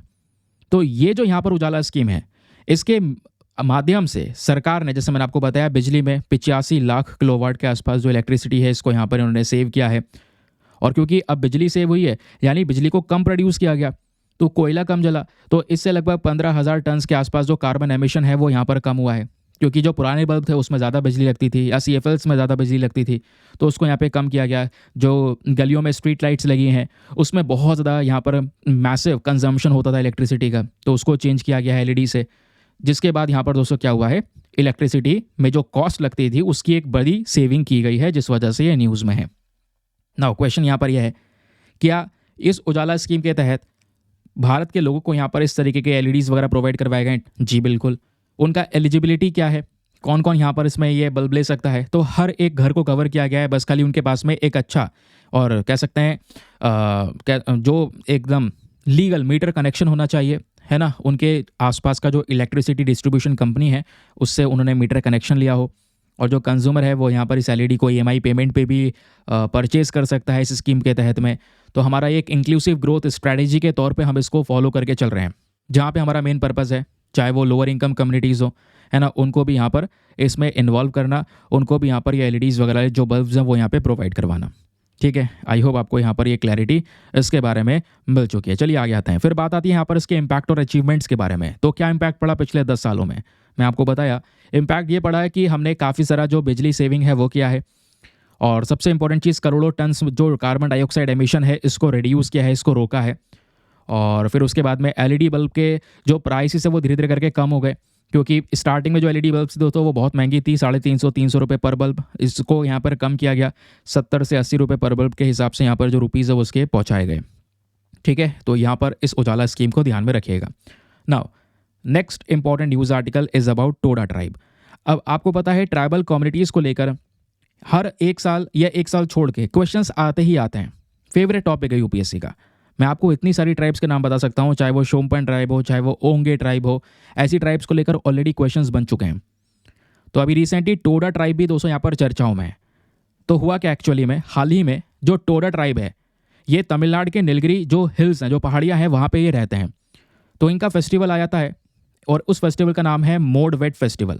तो जो मोड वेट फेस्टिवल है दोस्तों, ये नए साल की शुरुआत को मार्क करने के लिए सेलिब्रेट किया जाता है। तो इसी आधार पे यहाँ पर क्या हुआ, ये फेस्टिवल का सेलिब्रेशन हुआ। जब फेस्टिवल का सेलिब्रेशन हुआ तो टोडा ट्राइब ऑटोमेटिकली न्यूज़ में आ गई। तो टोडा ट्राइब है कौन? एक बहुत ही ज़्यादा पुरानी एथनिक ग्रुप जो आज के समय पर तमिलनाडु के नीलगिरी पहाड़ियों में रहते हैं। ये ट्राइबल कम्युनिटी के चार नहीं 5 अलग अलग वंश हैं, 5 क्लान्स में यहाँ पर ये बटे हुए हैं। और जो 5 वंश इनके बटे हुए हैं उसमें एक है पाइकी, दूसरा पेकन, तीसरा कुतन, चौथा एकेना और 5वां टोडी। तो ये 5 क्लान्स हैं इनके। और फिर यहीं पे अगर हम भाषा की बात करते हैं, लैंग्वेज की बात करते हैं, तो इनकी अपनी खुद की लैंग्वेज देखने को मिल जाती है बिना कोई पर्टिकुलर स्क्रिप्ट की, है ना। फिर साथ ही साथ बताया जाता है क्लोज्ड कम्युनिटी में ये रहते हैं, और उसी क्लोज्ड कम्युनिटी को कई बार यहाँ पर मुंड के नाम से भी जाना जाता है। फिर बात आती है यहाँ पर सोसाइटी की। तो जो टोडा ट्राइब के लोग हैं दोस्तों, ये पेट्रीलिनियल डिसेंट सिस्टम फॉलो करते हैं, यानी कि जो पिताजी का सरनेम वगैरह है वही चलता है। एक होता है मैट्रीलिनियल सिस्टम, जहाँ पे माताजी का सरनेम वगैरह है वही परिवार में चलता है। यहाँ पे पिताजी का सरनेम चलता है, जैसे नॉर्मली ज़्यादातर जगह पे देखने को मिलेगा। तो पेट्रीलिनियल सिस्टम है। उसके अलावा ये जो कम्युनिटी है 2 अलग अलग एंडोगेमस ग्रुप्स में बटी हुई है। एक ग्रुप है यहाँ पर जिसका नाम है तार्थोजोल, और दूसरा है यहाँ पर थेवायोल। एंडोगेमस ग्रुप का मतलब क्या होता है, अपनी ही कम्युनिटी में ही, अपने ही यहाँ पे लोकल कम्युनिटी में ही यहाँ पर ये लोग शादी वगैरह करते हैं, और आगे यहाँ पर इनकी सोसाइटी डेवलप हो रही होती है। उसके अलावा जो टोडा ट्राइब की पॉपुलेशन है, इनको कंट्रोल करने के लिए इनका खुद का यहाँ पे सरकार है, इनका खुद का ट्रेडिशनल गवर्नमेंट है, जिसको यहाँ पर ये बोलते हैं नोइम। और जो नोइम है दोस्तों, ये जो इनका खुद का लोकल ट्रेडिशनल गवर्नमेंट है, इसको हेड करने के लिए एक टोडा ट्राइबल हेडमैन होते हैं, और जो हेडमैन यहाँ पर इसको गवर्न कर रहे होते हैं उनका नाम है मोनेगर। ठीक है। इनका पूरा पावर होता है कि वो टोडास को पूरी तरह से कंट्रोल कर सकें, कोई विवाद अगर इनमें हुआ है तो वहाँ पे न्याय दिया जा सके। तो इस तरीके से ये टोडा ट्राइबल कम्युनिटीज़ आपको देखने को मिल जाती हैं। फिर बात आती है इनकी ऑक्यूपेशन की, आखिरकार ये कमाते खाते कैसे हैं, इनका वर्किंग प्रोसेस क्या है। तो ये ट्राइबल कम्युनिटीज़ ज़्यादातर कह सकते हैं भैंस को पालते हैं और वहीं से जो भी चीज़ें प्रोड्यूस होती हैं, है ना, उसी को बेच के पैसा कमाते हैं। या दूसरी चीज़ इनके लिए एम्ब्रॉयडरी बहुत फेमस है। जब मैं बात करता हूँ एम्ब्रॉयडरी की, तो इस तरीके का यहाँ पे आप देख पाएंगे ब्लैक और रेड कलर के जो कपड़ा है उस पर यहाँ पे कढ़ाई बुनाई, ये टोडा ट्राइब की बहुत फेमस है। और इनको ये जो कला है बहुत अच्छे से आती है। ये रेड एंड ब्लैक एम्ब्रॉयडरी के लिए जाना जाता है। और मैं आपको बता दूं ये एम्ब्रॉयडरी इंपॉर्टेंट है। इंपॉर्टेंट इसलिए है क्योंकि यहाँ पर इसको जीआई टैग ऑलरेडी दिया जा चुका है। तो काफ़ी फेमस एम्ब्रॉयडरी है। बाकी मैंने आपको बताया हर साल जब नए साल की शुरुआत होती है तो उससे पहले इनका एक फेस्टिवल सेलिब्रेट होता है जिसका नाम है मोडवेट। ये फेस्टिवल आपको देखने को मिलेगा। इसको कई बार बफलो फेस्टिवल के नाम से भी जाना जाता है। ये फेस्टिवल कब सेलिब्रेट करते हैं, जो हमारा कह सकते हैं हर साल जो लास्ट संडे होता है दिसंबर का तब सेलिब्रेट करते हैं, या फिर जनवरी का फर्स्ट संडे होता है तब सेलिब्रेशन होता है। ये इसका पर्टिकुलर टाइम पीरियड है। ठीक है, ये बात हो गई हमारे टोडा ट्राइब्स के बारे में। चलिए अगली इंपॉर्टेंट खबर आती है, बहुत ही ज़्यादा काम की न्यूज़ है। Again GS paper number 1 geography के रिस्पेक्ट में आप इसको कुछ बेसिक तरीके से पढ़ सकते हैं। एक आइलैंड के बारे में डिस्कशन हो रहा है दोस्तों यहाँ पे, जिसका नाम है कालपेनी आइलैंड। तो कालपेनी आइलैंड हाल ही में न्यूज़ में है। ये भारत का हिस्सा है। लक्षद्वीप जो आइलैंड है दोस्तों, उसी में ही एक छोटा सा आइलैंड है। क्योंकि जब हम बात करते हैं लक्षद्वीप आइलैंड्स की, तो आइलैंड वर्ड यूज़ नहीं हो रहा है, आइलैंड्स वर्ड यूज़ हो रहा है, लास्ट में एस लग रहा है। रीज़न, लक्षद्वीप कोई एक पर्टिकुलर आइलैंड नहीं है, छोटे छोटे आइलैंड्स का ग्रुप है जिसको बोलते हैं आर्कीपेलागो। जब आइलैंड का ग्रुप बनता है तो उसको आर्कीपेलागो के तौर पे डिनोट किया जाता है। तो ये अपना इंडिया है। इंडिया से अरेबियन सी में देखोगे तो यहाँ पर लक्षद्वीप आइलैंड्स हैं, इधर देखोगे अंडमान निकोबार आइलैंड्स हैं। तो लक्षद्वीप आइलैंड को जूम करके देखोगे तो ऐसे छोटे छोटे बहुत सारे आइलैंड्स हैं। और यहीं पर दोस्तों आपको दिख रहा होगा कालपेनी आइलैंड। जो ये कालपेनी आइलैंड है ये कवरत्ती के साउथ ईस्ट में है। ठीक है, ये कवरत्ती आइलैंड ये है, कवरत्ती के जस्ट पास में है। लेकिन कालपेनी आइलैंड अगर आपसे पूछा जाए कि बताओ इसके नॉर्थ और साउथ में कौन कौन से आइलैंड आते हैं, तो नॉर्थ में है एंड्रोट, साउथ में है मिनिकॉय। इन दोनों के बीच में यहाँ पे जो आइलैंड आता है वो है आपका कालपेनी आइलैंड। क्वेश्चन ये है कि ये न्यूज़ में क्यों है। न्यूज़ में इसलिए है, यहाँ पर कुछ जो कह सकते हैं सी डाइवर्स होते हैं वो घूमने के लिए गए, नीचे समुद्र में देखने के लिए कुछ गए। तो जब घूमने के लिए गए या डाइव करने के लिए गए तो उनको यहाँ पे समुद्र के अंदर 17 और 18 सेंचुरी के समय का एक कह सकते हैं जहाज़ मिला समुद्र के अंदर, जो डूबा हुआ जहाज़ था। और बताया जा रहा है वो यूरोपियन वॉरशिप होगा, जिस वजह से यहाँ पर ये न्यूज़ में है, जिस वजह से यहाँ पर ये कालपेनी आइलैंड चर्चाओं में, क्योंकि कालपेनी आइलैंड से ही यहाँ पर ये डाइवर्स गए थे, जिसकी वजह से यहाँ पर ये पूरा का पूरा जो डिस्कवरी है वो यहाँ पर हुई है। तो ये कालपेनी आइलैंड चर्चाओं में है। तो क्वेश्चन बन जाए तो बता देना, लक्षद्वीप आर्कीपेलागो का हिस्सा है अरेबियन सी में, और इसके आसपास कवरत्ती है सबसे पहले, फिर एंड्रोट और मिनिकॉय आइलैंड के बीच में यहाँ पर ये कालपेनी आइलैंड प्रेजेंट है। ठीक है, कालपेनी आइलैंड के बारे में और क्या बातें हैं, इसमें 2 छोटे छोटे और भी आइलैंड्स प्रेजेंट हैं, है ना। उसके अलावा कालपेनी की जब बात करते हैं तो इनके पास में बहुत सारे कोरल रीफ्स हैं। कोरल रीफ के बाद यहाँ पे जो पानी है बहुत ही ज़्यादा साफ़ है, क्रिस्टल क्लियर वाटर है। और यहाँ पे जो बीच प्रेजेंट हैं वो पाउडरी वाइट बीच कलर हैं। ठीक है, वाइट कलर के बीचेस यहाँ पे आपको देखने को मिलेंगे। लेकिन अब आता है मोस्ट इंपॉर्टेंट पॉइंट, इसको नोट डाउन कर लीजिएगा। नोट डाउन करने वाली बात यहाँ पर यह है, कालपेनी आइलैंड की जो सबसे इंपॉर्टेंट फीचर क्या है दोस्तों। यहाँ पर ये जो पूरा आइलैंड है ना, ये एक एक्सपेंसिव लेगून है। और ये लेगून 2.8 किलोमीटर्स में फैला हुआ है अपने वाइडेस्ट पॉइंट में। ठीक है, अब यहाँ पर लेगून क्या होता है ज़रा सुनिएगा। देखो, लेगून एक ऐसी वाटर बॉडी होती है जो समुद्र के किनारे या बड़ी वाटर बॉडी के किनारे तो है, लेकिन उस बड़ी वाटर बॉडी से सेपरेटेड है, अलग है। फॉर एग्जाम्पल, जैसे हम लक्षद्वीप में हम इस एक्सपेंसिव लेगून की बात कर रहे हैं, क्योंकि यहाँ पे जो कालपेनी आइलैंड है इसका सबसे बड़ा फीचर क्या है कि ये एक एक्सपेंसिव लेगून है। तो लेगून क्या होता है, ये फोटो देखिए दोस्तों। यहाँ पे आप देख पाएंगे समुद्र के बीचों बीच में एक वॉल्केनिक आइलैंड प्रेजेंट है, और वॉल्केनिक आइलैंड के नीचे कोरल रीफ्स हैं, बहुत सारी रंग बिरंगी कोरल रीफ्स प्रेजेंट आपको यहाँ पर ये देखने को मिल जाएंगी। अब क्या होता है, अब यहाँ पर आपको समय के साथ में ये देखने को मिलेगा कि ये जो आइलैंड है ना वो नीचे समुद्र में समाता चले जाएगा। और ये आइलैंड जैसे जैसे करके, मतलब ये वॉल्केनिक आइलैंड है, जब ये समुद्र में समा जाएगा और इसके आसपास जो कोरल रीफ हैं वो ऊपर आ जाएंगी। जो ऐसी रिंग सी बन गई है चारों तरफ लैंड की, यहाँ पर ये कोरल रीफ ऐसी रिंग सी बन गई है, और नीचे यहाँ पर ये जो वॉल्केनिक आइलैंड था वो थोड़ा सा नीचे धंस गया है। उसी तरीके से एक समय बाद यहाँ पर ये पूरा धंस गया है। जब ये पूरा धंस गया नीचे तो यहाँ पर आप कह सकते हैं ऐसा रीजन क्रिएट हुआ, इसी को यहाँ पे लगून बोलते हैं। और शायद में छोटे छोटे यहाँ पर आपको लैंड देखने को मिल जाएंगे, है ना। ये आपके एटोल्स हो गए। ये छोटे छोटे लैंड हैं, ये सब यहाँ पर आपके एटोल्स हो गए। इसी तरीके से दोस्तों कल्पेनी आइलैंड है, यहाँ पर आपको 3 एटोल्स देखने को मिल जाते हैं। 2 छोटे छोटे हैं, मतलब एक है तिलकम, दूसरा है यहाँ पर पित्ती, और फिर एक अनहेबिटेड आइलैंड है जहाँ पे कोई नहीं रहता, जिसका नाम है चेरियम, ये नॉर्थ में है। ये सब मिलकर एक सिंगल एटोल बनाते हैं। इस तरीके से एटोल बनता है, बीच में पानी है, यानी कि लेगून बन गया है। तो ऐसा दोस्तों यहाँ पर ये स्ट्रक्चर है। लेगून क्या होता है आप समझ गए ना। आप देखो लेगून क्या है, एक ऐसा पानी जो बड़ी वाटर बॉडी के साथ में है लेकिन थोड़ा सेपरेटेड है, अलग है। अब यहाँ पर ये वाला जो पानी है अलग कैसे हो गया, बीच में एक बैरियर आ गया, ये आप देखोगे, ये एटोल का बैरियर बन गया, ये समुद्र से सेपरेट हो गया। ठीक है, क्लियर हो गया। चलिए अब आगे आते हैं। अब दोस्तों ये जो आइलैंड जैसे मैंने आपको दिखाया, इसमें बहुत सारे कोरल रीफ सिस्टम है, जैसे मैंने आपको बताया इसके बारे में। तो स्कूबा डाइविंग वगैरह होती है, लोग घूमने के लिए भी जाते हैं, है ना। और ये लगून है, ये पैचेस रीफ हो गए, ये बैरियर्स हो गए, वो हमने डिस्कस कर लिया। यहाँ का जो क्लाइमेट है, ज़्यादातर जो केरला का क्लाइमेट कंडीशन है उसी के थ्रू यहाँ पर कह सकते हैं जज किया जाता है, देखा जाता है, क्योंकि केरला जस्ट बराबर में ही तो है। यहाँ पे आप देख पाएंगे ये लक्षद्वीप है, ये अपना केरला है, केरला से जस्ट दूरी थोड़ी सी दूरी पर है। इवन यहाँ पे मैं आपको बताऊँ, जो आइलैंड की हम बात कर रहे हैं जिसका नाम है कल्पेनी आइलैंड, उसका डिस्टेंस केरला के कोची से लगभग 287 किलोमीटर है। तो ज़्यादा दूर का डिस्टेंस यहाँ पर है नहीं। ठीक है, तो यहाँ पर जो क्लाइमेट है वहीं से इंस्पायर होता है।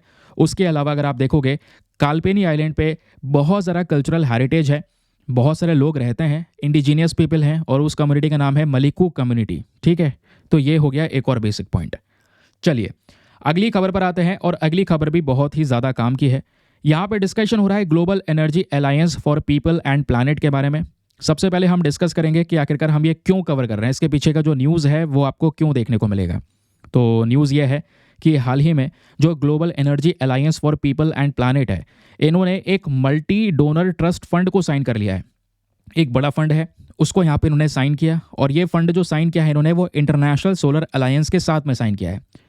अब इस फंड का मेन पर्पस क्या है, इस फंड को इसलिए क्रिएट किया जा रहा है ताकि हम $100 मिलियन तक का पैसा खर्च करके एक बहुत बड़ा सोलर एनर्जी प्रोजेक्ट को लगा सकें।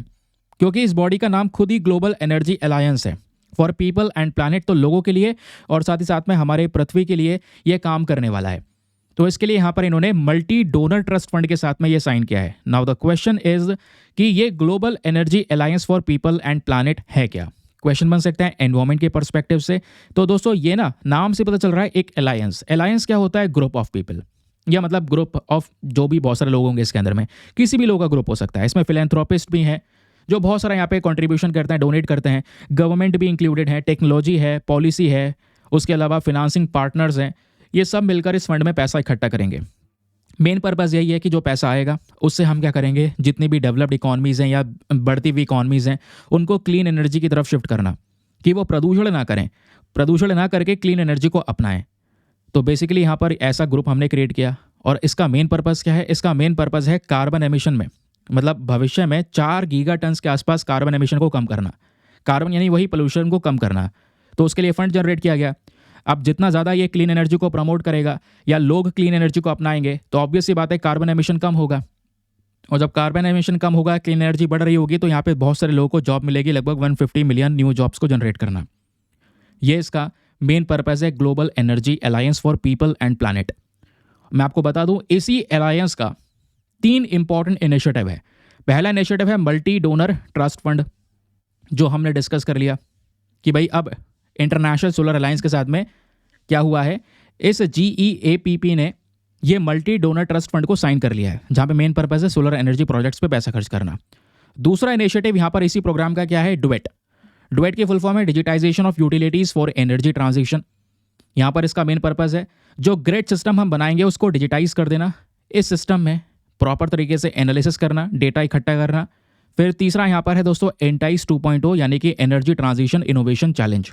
इस प्लेटफॉर्म को डिज़ाइन किया गया है ताकि जो इंडिया के स्टार्टअप्स हैं जो स्पेशली सस्टेनेबल गोल्स की तरफ बढ़ रहे हैं उनको यहाँ पर और ज़्यादा ग्रो करना, उसके लिए यहाँ पर ये फंडिंग वगैरह करने का काम करेगा। तो ऐसे दोस्तों यहाँ पर इसके मेन इनिशिएटिव्स हैं, बट इनिशिएटिव से ज़्यादा इंपॉर्टेंट यहाँ पर यह है कि इस प्रोग्राम के बारे में ध्यान रखिएगा कि ये प्रोग्राम एग्जैक्टली है क्या और इस प्रोग्राम का मेन पर्पज़ क्या है। चलिए, न्यूज़ में था तो डिस्कस कर लिया। अब देखो एक और आर्टिकल, अगेन द हिंदू का इंपॉर्टेंट न्यूज़ आर्टिकल है। यहाँ पे बात हो रही है गरुड़दक्षी के बारे में। गरुड़दक्षी हाल ही में न्यूज़ में निकल कर आया, एक इंपॉर्टेंट कॉन्सेप्ट है, ध्यान से सुनते चलिएगा क्योंकि लास्ट में क्वेश्चन पूछूंगा बहुत सारे में, वो तभी याद रह पाएंगे जब आप बिल्कुल अच्छे से दिमाग लगा के सुन रहे होंगे। तो न्यूज़ यहाँ पर ये आती है हाल ही में कि कर्नाटका फॉरेस्ट डिपार्टमेंट ने एक ऑनलाइन एफआईआर सिस्टम को तैयार किया और उस तैयार करने के बाद में उसको लॉन्च भी किया। तो वो जो ऑनलाइन एफआईआर सिस्टम है उसका नाम ही यहाँ पर गरुदक्षी है। तो क्वेश्चन बन जाए, गरुदक्षी हाल ही में न्यूज़ में था, ये क्या है? तो कर्नाटका के फॉरेस्ट डिपार्टमेंट के थ्रू लॉन्च किया गया ऑनलाइन एफआईआर सिस्टम है जहाँ पे आप ऑनलाइन कंप्लेंट्स दर्ज करवा सकते हैं। लेकिन क्वेश्चन यहाँ पर यह है कि सर ऑनलाइन कंप्लेंट्स आखिरकार हम किस चीज़ को लेकर दर्ज करवाएंगे, किस पर्पज़ के लिए गरुदक्षी लेकर आया गया है? तो पर्पज़ यह है दोस्तों, कहीं पर भी अगर आपको लग रहा है जंगल में इलीगल तरीके से वो एरिया कब्जाया जा रहा है, या इलीगल तरीके से पेड़ों की कटाई हो रही है, या जानवरों की यहाँ पर इलीगल पोचिंग हो रही है, हंटिंग हो रही है, या कोई यहाँ पर अनऑथराइज एंट्री कर चुका है जंगलों में, ऐसी कंप्लेंट्स को आप ऑनलाइन दर्ज करवा सकते हैं इस गरुदक्षी पे। तो गरुदक्षी क्या है? एक software based online FIR system है जिसका मेन पर्पज़ है जंगलों में हो रहे क्राइम्स को रोकना या फॉरेस्ट में कट रहे पेड़ को रोकना। अब क्वेश्चन यह है, इसको इम्प्लीमेंट कौन करेगा?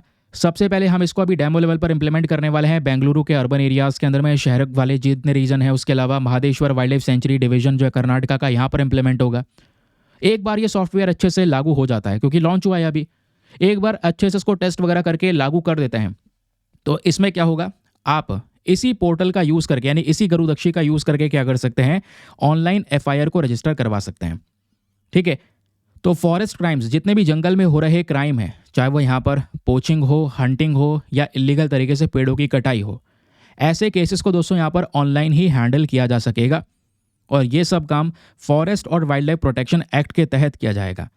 अब जब ये वेबसाइट तैयार हो जाएगी, कंप्लेंट्स वगैरह दर्ज होंगी, तो ये वेबसाइट क्या करने वाला है दोस्तों, ये एक ऑटो जनरेट फॉर्मेट पे काम करेगा, जो अलग अलग प्रकार की रिपोर्ट्स और कंप्लेंट्स भी यहाँ पर तैयार करने वाला है, डेटा हमारे सामने प्रेजेंट होगा। इस सॉफ्टवेयर में आपकी सभी चीज़ें होंगी। ऑनलाइन फॉरेस्ट ऑफिस रजिस्ट्रेशन होगा, ऑफेंस रजिस्ट्रेशन, इन्वेस्टिगेशन करने का मॉड्यूल होगा, रिपोर्ट और एनालिटिक्स मॉड्यूल होगा। इस पोर्टल को पब्लिक के लिए अवेलेबल करवाया गया है, तो वेबसाइट पे आप भी जा सकते हैं। कहीं पे कंप्लेंट रजिस्टर करवानी है जंगलों में कोई हो रहे अपराध के, तो वो कंप्लेंट्स दर्ज करवा सकते हैं अपने मोबाइल फ़ोन का इस्तेमाल करके, ईमेल का यूज़ करके। ठीक है, तो इस तरीके से इस एफआईआर सिस्टम को डेवलप किया, और ये पूरा डेवलपमेंट अकेले नहीं किया गया है, wild life trust of India के साथ में कोलैबोरेट करके यहाँ पर किया है ये काम कर्नाटका फॉरेस्ट डिपार्टमेंट ने।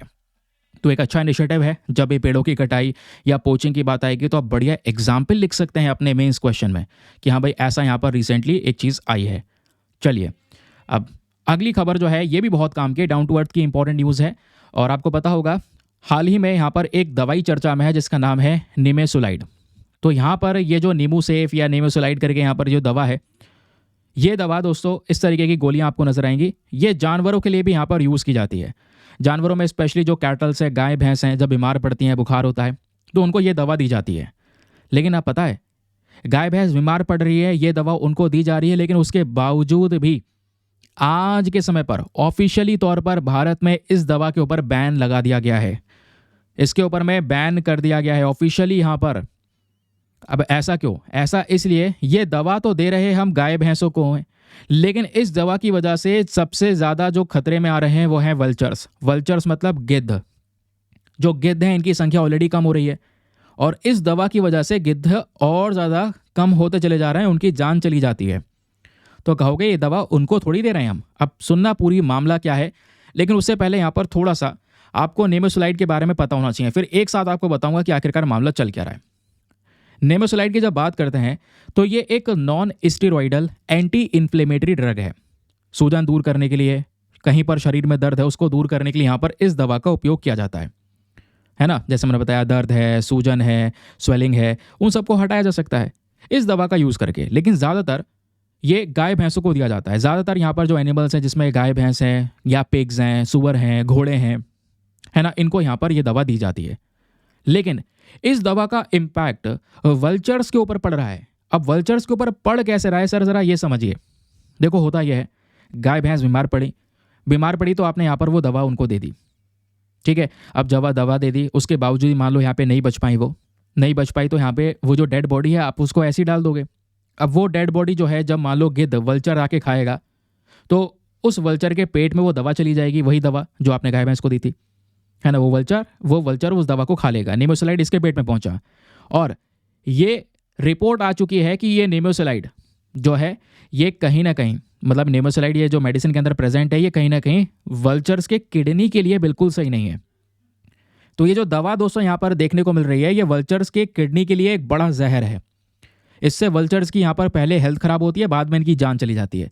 और गिद्ध की संख्या ऑलरेडी कम हो चुकी है, एंडेंजर्ड कैटेगरी में है। थोड़े बहुत भी अगर बचे हैं उनको नहीं बचाया गया तो एक समय बाद ये खत्म हो जाएंगे। केवल ऐसे फोटोज अवेलेबल होंगे और केवल पढ़ेंगे कि हाँ वल्चर्स हुआ करते थे। तो ये कंफर्म हो चुका है कि जो नेमेसुलाइड है इसका एक टॉक्सिक इफेक्ट होता है वल्चर पे। वल्चर्स का जो कह सकते हैं विसरल गट है, किडनी डैमेज है, ये सब देखने को मिलता है, जिसकी वजह से इनकी जान चली जाती है। इस वजह से दोस्तों यहाँ पर क्या किया, नेमेसुलाइड के ऊपर ही बैन लगा दिया गया। और ये बैन कैसे लगाया गया है, तो हमारे पास में एक लॉ है, ध्यान रखिएगा, जिसका नाम है ड्रग्स एंड कॉस्मेटिक्स एक्ट 1940। तो इसी 1940 के एक्ट के अंदर में जो सेक्शन नंबर 26A है, इसके आधार पे इसके ऊपर में लगाया गया बैन। चलिए अगली इंपॉर्टेंट खबर पर आते हैं। अगली जो न्यूज़ है यहाँ पर जीनोम इंडिया प्रोजेक्ट के बारे में डिस्कशन हो रहा है। वेरी वेरी इंपॉर्टेंट, ये भी द हिंदू की खबर है, चाहो तो सर्च करो आपको मिलेगा। अब क्या डिस्कशन हो रहा है यहाँ पे दोस्तों, तो भारत के प्रधानमंत्री जो हैं उन्होंने हाल ही में जो जीनोम इंडिया प्रोजेक्ट है इसको सक्सेसफुली यहाँ पर कंप्लीट जो हुआ है ये प्रोजेक्ट, इसका बहुत ज़्यादा तारीफ की है। और ये इंडिया के रिसर्च के आधार पे एक बहुत ही ज़्यादा ऐतिहासिक कदम होने वाला है। आज हम समझेंगे जीनोम सीक्वेंसिंग भी क्या होती है। तो genome India project is a very important concept, लेकिन ये क्वेश्चन आता है कि सर ये जीनोम इंडिया प्रोजेक्ट है क्या, इसका मेन पर्पज़ क्या है, हम क्यों यहाँ पर इस प्रोजेक्ट को लेकर आए। मैं आपको बता दूं दोस्तों, ये प्रोजेक्ट कोई नया नहीं है, इसको अभी रिसेंटली कंप्लीट किया गया है, जिसकी बधाइयाँ पीएम मोदी ने दी हैं।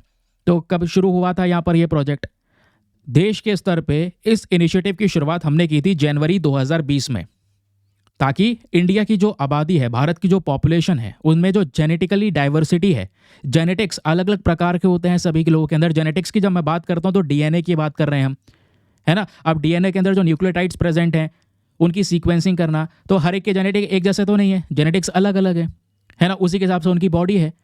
तो उस जेनेटिकल डाइवर्सिफिकेशन को अच्छे से एनालाइज करना, ये हमारा मेन काम है जीनोम इंडिया प्रोजेक्ट का। और ये प्रोजेक्ट मैंने आपको बताया मल्टी इंस्टीट्यूशन कंसोर्शियम प्रोजेक्ट है, जिसका पूरी तरह से जो फंडिंग वगैरह है वो अलग अलग बॉडीज़ ने किया है, और अलग अलग बॉडीज़ क्या भारत सरकार की साइड से करा गया है। तो इसकी जो फंडिंग है दोस्तों वो गवर्नमेंट ऑफ इंडिया की साइड से अगर आप देखोगे तो वो है डिपार्टमेंट ऑफ बायोटेक्नोलॉजी, इन्होंने इसको फंडिंग प्रोवाइड करवाई है और इन्हीं के थ्रू यहाँ पे सपोर्ट मिला है इस प्रोजेक्ट को। इस प्रोजेक्ट का मेन पर्पस क्या है, मैंने आपको बताया भारत की जो पॉपुलेशन है उनमें किस किस प्रकार के जीन अवेलेबल हैं उसकी डेटा निकालकर अवेलेबल करवाना।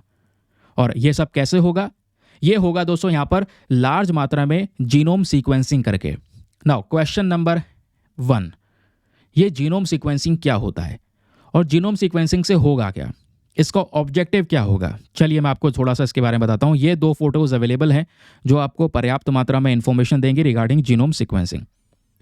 जीनोम सीक्वेंसिंग दोस्तों यहाँ पर एक ऐसा रेवोल्यूशनरी टेक्निक है जहाँ पे हमारा मेन पर्पस क्या है, जीन जो लोगों में जेनेटिक्स प्रेजेंट है, स्पेशली जो डीएनए प्रेजेंट है, उसकी पर्याप्त मात्रा में इंफॉर्मेशन को लेना। क्योंकि जब आप लोग डीएनए देखते हो तो उस तरीके से यहाँ पर ये डीएनए प्रेजेंट है, लेकिन यहाँ पर डीएनए में जो 2 स्ट्रैंड्स आपको देखने को मिलेंगे, क्योंकि डबल स्ट्रैंडेड होता है डीएनए, आरएनए आपका सिंगल स्ट्रैंडेड होता है। तो जो 2 स्ट्रैंड्स यहाँ पर इस तरीके से, मतलब एक स्ट्रैंड ऐसे मूव कर रहा है, दूसरा स्ट्रैंड ऐसे मूव कर रहा है, तो ये डीएनए आपस में कनेक्टेड हैं किसके माध्यम से, न्यूक्लियोटाइड्स के माध्यम से। तो इसमें 4 न्यूक्लियोटाइड बेसिस होते हैं। 4 न्यूक्लियोटाइड बेसिस में क्या क्या होता है, एक होता है एडेनिन, दूसरा होता है साइटोसिन, तीसरा होता है ग्वानिन और चौथा होता है थाइमिन। ठीक है, अब मुझे आप बताओ इन चारों में से आरएनए में इन चारों में से 3 चीज़ें तो होती हैं, लेकिन वो आखिरी चीज़ कौन सी है जो अलग होती है। ठीक है, तो आपने डीएनए सीक्वेंसिंग के बारे में पढ़ा। अब क्या होता है कि ये किस सीक्वेंस में लगे हुए हैं, है ना, ये हमारा मेन पर्पस है। क्योंकि जब हम बात करते हैं जीनोम की, तो जीनोम क्या होता है, जीनोम यहाँ पर इस तरीके का जो जेनेटिकल इंस्ट्रक्शन है उसका कंप्लीट सेट, उसको बोलते हैं जीनोम, जो हमारे डीएनए में प्रेजेंट है, इसको बोलते हैं जीनोम। ये कंप्लीट जीनोम है। अब इसकी सीक्वेंसिंग कैसे हुई है, एडेनिन, साइटोसिन, ग्वानिन, थाइमिन किस तरीके से मैचिंग लेवल में है, इसकी सीक्वेंसिंग कैसे हुई हुई है, अरेंज कैसे हुआ हुआ है, उसको यहाँ पर देखना। क्योंकि इसका अरेंजमेंट की वजह से क्या होगा, जेनेटिक्स अलग अलग होंगे, जेनेटिकल डाइवर्सिफिकेशन होगा। इसी को यहाँ पर मैपिंग करना, इसी की एनालिसिस करना, यहाँ पर क्या कहलाएगा, जीनोम सीक्वेंसिंग कहलाएगा। तो ये जो टेक्नोलॉजी है ना, हाल ही में इसका इंपॉर्टेंस बहुत बढ़ गया है, ताकि लोगों के जीनोम डाइवर्सिफिकेशन के बारे में पता चल सके। क्योंकि इसी जीनोम सीक्वेंसिंग की वजह से आपके पास में बहुत सारी जानकारी आएगी। कैसे, सबसे पहले आप ह्यूमन इवोल्यूशन के बारे में बहुत अच्छे से समझ पाएंगे। ये सबसे पहली चीज़ है दोस्तों कि मानव का इवोल्यूशन कैसे हुआ, इससे पता चल सकता है। आप अलग अलग लोगों के जो जीन है उसका डेटा आपके पास में है तो उसके वेरिएशंस को कंपेयर कर सकते हैं, बहुत सारी जानकारी मिलेगी। दूसरा है डिजीज़ रिसर्च एंड ट्रीटमेंट, क्योंकि अब क्या होगा, आपके पास में बहुत सारी बीमारियों के ट्रीटमेंट अवेलेबल होंगे, ठीक है, क्योंकि आपके पास में क्या है, काफ़ी सारी रेयर डिजीज़ होती हैं, लोगों को रेयर डिजीज़ होती हैं, रेयर डिजीज़ जो ठीक नहीं हो सकती हैं या बहुत मुश्किल से ठीक होती हैं, जिनके ट्रीटमेंट बहुत कॉस्टली होते हैं। तो उन रेयर डिजीज़ वाले केसेस में आखिरकार जेनेटिक्स का अरेंजमेंट क्या है वो समझना, इससे यहाँ पर क्या होगा, ट्रीटमेंट में हेल्प मिल सकती है। एग्रीकल्चर फूड सिक्योरिटी में भी हम इस्तेमाल कर सकते हैं, क्रॉप के इंप्रूवमेंट के लिए भी दोस्तों यहाँ पर इस चीज़ों का जो एनालिसिस है वो किया जाता है। बायोटेक्नोलॉजी सेक्टर, फॉरेंसिक साइंस के अंदर में भी इस्तेमाल होता है।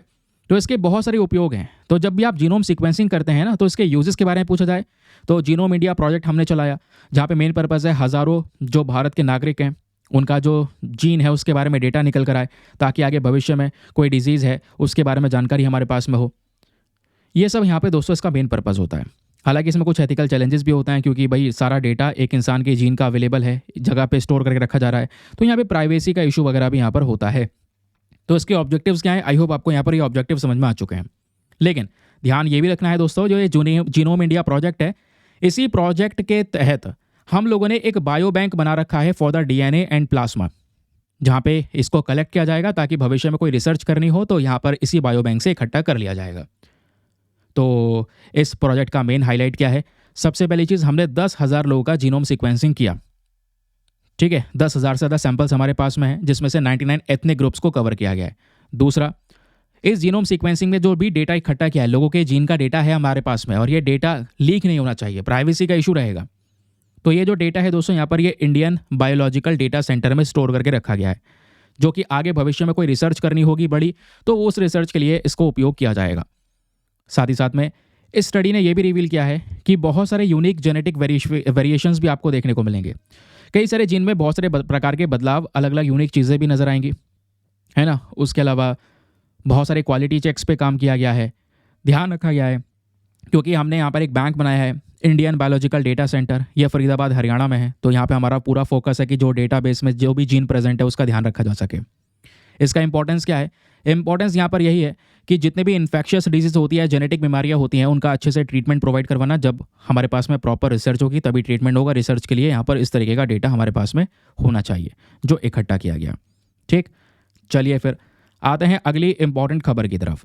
अगली जो न्यूज़ है यहाँ पर दोस्तों डिस्कशन हो रहा है international organisation for migration, very important body, क्योंकि ऐसी बहुत सारी अलग अलग इंटरनेशनल इंस्टीट्यूशंस हैं जहाँ से एग्जाम में क्वेश्चंस बनते हैं, तो पता होना चाहिए। हाल ही में चर्चाओं में है ये। तो इंटरनेशनल ऑर्गेनाइजेशन फॉर माइग्रेशन क्या है, न्यूज़ ये है कि यूनाइटेड नेशन का जो ये पर्टिकुलर बॉडी है, ये बॉडी यूनाइटेड नेशन का है, हाल ही में चर्चाओं में आया। अब नाम से पता चल रहा है कि ऑर्गेनाइजेशन फॉर माइग्रेशन, माइग्रेशन क्या होता है दोस्तों, एक देश से दूसरे देश में जाना, है ना, माइग्रेट करना। और ये माइग्रेशन दो तरीके से हो सकते हैं, एक तो इंटरनेशनल माइग्रेशन हो सकता है, एक देश से दूसरे देश में जाना, एक अपने देश में ही यहाँ पर कह सकते हैं इंटरनली माइग्रेशन हो सकता है, एक स्टेट से दूसरे स्टेट में जाना, ये डिस्प्लेस करना। इंटरनली डिस्प्लेस पीपल होते हैं, कहीं पर विवाद हुआ है किसी देश में, किसी पर्टिकुलर रीजन में वॉर चला, वहाँ से लोग हटके दूसरी जगह पे गए, डिस्प्लेस करना। कई बार ज़बरदस्ती ढकेल देना, कहीं पर विवाद हुआ, दंगे हुए, उसकी वजह से हटा देना, ज़बरदस्ती निकाल देना अपने एरिया से, उसको बोलते हैं फोर्सफुली डिस्प्लेस करना। तो ऐसे डिस्प्लेसमेंट्स को या ऐसे माइग्रेशंस को मैनेज करने के लिए एक पर्टिकुलर बॉडी बनाई गई है जिसका नाम है इंटरनेशनल ऑर्गेनाइजेशन फॉर माइग्रेशन। जितने भी यहाँ पर ये माइग्रेटेड लोग हैं इनके राइट्स की बात करता है IOM। इसको बनाया गया था 1951 में। एक लीडिंग इंटर गवर्नमेंटल ऑर्गेनाइजेशन है, ठीक है। इसमें दुनिया भर के इंपॉर्टेंट कंट्रीज जिसके पार्टनर्स हैं, उनकी सरकारें मिलकर यहाँ पर काम करती हैं। और मैंने आपको बताया ये यूनाइटेड नेशन का ही हिस्सा है, तो यूनाइटेड नेशन के साथ मिलकर काम करता है। इसका मेन काम यही है कि जो भी माइग्रेशन हो रहा है, जो भी लोग इधर से उधर जा रहे हैं, उनका अच्छे तरीके से, एक मानवता को ध्यान में रखते हुए उनका प्रॉपर तरीके से मैनेजमेंट करना, ये हमारा मेन पर्पज़ है। और इसको सपोर्ट मिलता है अलग अलग बॉडीज़ के माध्यम से। Now the last important thing is, ये 3 चीज़ें हैं जो आपको पता होनी चाहिए। ये 3 चीज़ें दोस्तों बहुत इंपॉर्टेंट है। सबसे पहली चीज़, इस इंटरनेशनल ऑर्गेनाइजेशन फॉर माइग्रेशन का हेडक्वार्टर कहाँ पर है, स्विट्जरलैंड के अंदर जेनेवा में इसका हेडक्वार्टर है। Second most important cheese is member states, कितने कंट्रीज़ यहाँ पर इसके सदस्य हैं, तो 175 मेंबर कंट्रीज़ यहाँ पर इसके सदस्य हैं और 8 इसके ऑब्जर्वर कंट्रीज़ हैं। वो मेंबर नहीं है लेकिन ऑब्जर्वर कंट्रीज़ हैं। फिर सबसे इंपॉर्टेंट चीज़ यहाँ पर आती है, ये जो IOM है दोस्तों, ये 2 रिपोर्ट्स को पब्लिश करता है, वेरी वेरी इंपॉर्टेंट। 2 दुनिया की वर्ल्ड माइग्रेशन रिपोर्ट आती है, वो भी यही लेकर आता है। माइग्रेशन हेल्थ एनुअल रिपोर्ट आती है, वो भी यहाँ पर इसी को यही रिलीज़ करता है। ठीक है, चलिए आगे आता है एक और इंपॉर्टेंट टॉपिक, ज्योग्राफी का एक और शानदार सा टॉपिक आज हम कवर करने वाले हैं। चाहे किसी भी सब्जेक्ट का टॉपिक न्यूज़ में है, आपको उसका कवरेज मिलेगा। बात हो रही है यहाँ पे पोलर वॉर्टेक्स के बारे में। तो पोलर वॉर्टेक्स क्या होता है, आइए मैं ये कॉन्सेप्ट, वैसे काफ़ी सारा कॉम्प्लिकेटेड है, समझने बैठोगे काफ़ी टाइम लगेगा, मैं आपको सरल शब्दों में समझाने की कोशिश करूँगा। यहाँ पर पहले क्वेश्चन यहाँ पर यह है कि हम कोशिश करेंगे क्यों समझ रहे हैं। रीज़न यहाँ पर यह है दोस्तों, हाल ही में अमेरिका में बहुत ज़्यादा ठंडी पड़ी है, ऐसी ठंडी जो जमा दे इंसान को। उसके पीछे का कारण है पोलर वॉर्टेक्स, इसकी वजह से ठंडी पड़ी है। सर ये पोलर वॉर्टेक्स होता क्या है, चलिए मैं आपको इसके बारे में बताता हूँ। दोस्तों जब हम यहाँ पे अपनी पृथ्वी को देखते हैं तो ऊपर यहाँ पे आपको नॉर्थ पोल नज़र आएगा, नीचे आपको साउथ पोल नज़र आएगा। ठीक है, यहीं पे आप देख पाएंगे USA है, ठीक है, ये USA है, नीचे यहाँ पर साउथ अमेरिका है, इधर जाओगे तो बाकी कंट्रीज नज़र आएंगी। तो ये जो पोलर वॉर्टेक्स है, ये नॉर्मल कंडीशन आपको देखने को मिल जाती है, जिसकी वजह से आधे अमेरिका में ठंड पड़ती है ऊपरी भाग में, नीचे टेम्परेचर थोड़ा नॉर्मल रहता है। ठंड रहती है लेकिन नॉर्मल टेम्परेचर्स आपको नजर आएंगे। ठीक है, तो ये वाला वॉर्टेक्स आपको देखने को मिलेगा, जिससे अमेरिका के ऊपरी भाग में जो हमारा नदन अमेरिका वाला हिस्सा है उसमें ठंड बहुत ज़्यादा होती है। लेकिन यही पोलर वॉर्टेक्स अगर कमज़ोर पड़ जाएगा ना, या मान लो कमज़ोर पड़ गए, डगमगा जाएगा, जैसे ही वो डीस्टेबलाइज हो गया, ये पोलर वॉर्टेक्स की वजह से पूरे अमेरिका में भीषण ठंडी पड़ती है, मैसिव यहाँ पे कोल्ड पड़ता है। जो टेम्परेचर है दोस्तों यहाँ पे -50 डिग्री सेल्सियस तक चले जाता है। इमेजिन करो कैसे झेलेगा ये टेम्परेचर एक इंसान। तो अभी भी यहाँ पर USA में रिसेंटली गर्मी ज़्यादा बढ़ी, और ये ठंडी, गर्मी नहीं ठंडी, और ये विंटर्स के समय पर ही नज़र आता है। ध्यान रखिएगा दोस्तों, ये विंटर्स सर्दियों के समय पर नज़र आता है, और जब ये ठंडी बढ़ जाती है तो उसी को यहाँ पे पोलर वॉर्टेक्स का नाम दिया गया है कि हाँ ये इसके पीछे का मेन कारण है। नाउ क्वेश्चन ये है कि सर ये पोलर वॉर्टेक्स काम कैसे करता है और लिखना कैसे, अगर कोई क्वेश्चन आ गया तो दोस्तों यहाँ पर पोलर वॉर्टेक्स एक बहुत बड़ा एरिया है लो प्रेशर का एंड कोल्ड एयर का। जो यहाँ पर कोल्ड एयर आपके अर्थ के दोनों पोल्स पर नजर आती हैं, क्योंकि सिंपल सी बात है भाई, नॉर्थ पोल है, साउथ पोल है, आर्कटिक है, एंटार्क्टिक है, यहाँ पे बर्फीले हिस्से तो हैं ही पहले से ही, ग्लेशियर्स प्रेजेंट है, बर्फ ही बर्फ है वहाँ पे, ठंड तो वैसे ही रहती है अपने पोलर रीजन्स पे, जो हमारे ध्रुवीय क्षेत्र हैं, पोल वाले हिस्से हैं। लेकिन दोस्तों यहाँ पर दोनों ही पोल्स पर इस प्रकार का वॉर्टेक्स नजर आ सकता है। लेकिन ये वॉर्टेक्स होता क्या है, सबसे पहले जब बात करते हैं नॉर्मल पोलर वॉर्टेक्स की, तो दोस्तों यहाँ पे नॉर्मल पोलर वॉर्टेक्स में, जब यहाँ पे अमेरिका में नॉर्मल ठंडी रहेगी तब की बात कर रहे हैं, तो एक्चुअली में होता यह है कि यहाँ पे ऊपर अगर आप देखोगे, नीचे यहाँ पे USA आपको दिख रहा होगा, तो यहाँ पे जो ये ऊपर है ना, नॉर्थ पोल पे ऊपर ये पोल वाला हिस्सा है, तो नॉर्थ पोल पे ऊपर की साइड में, ऊपर थोड़ा सा पृथ्वी से हटके, ऐसा नहीं है ज़मीन पर, थोड़ा सा ऊपर हटके ठंडी हवा चल रही है, और वो ठंडी हवा गोल गोल गोल गोल घूम रही है ना। ये आप देख पाएंगे, ठंडी हवा इस तरीके से गोल गोल गोल एक सर्कुलर मोशन में घूम रही है, और ये बहुत ही ज़्यादा ठंडी हवा है, समझ रहे हैं ना।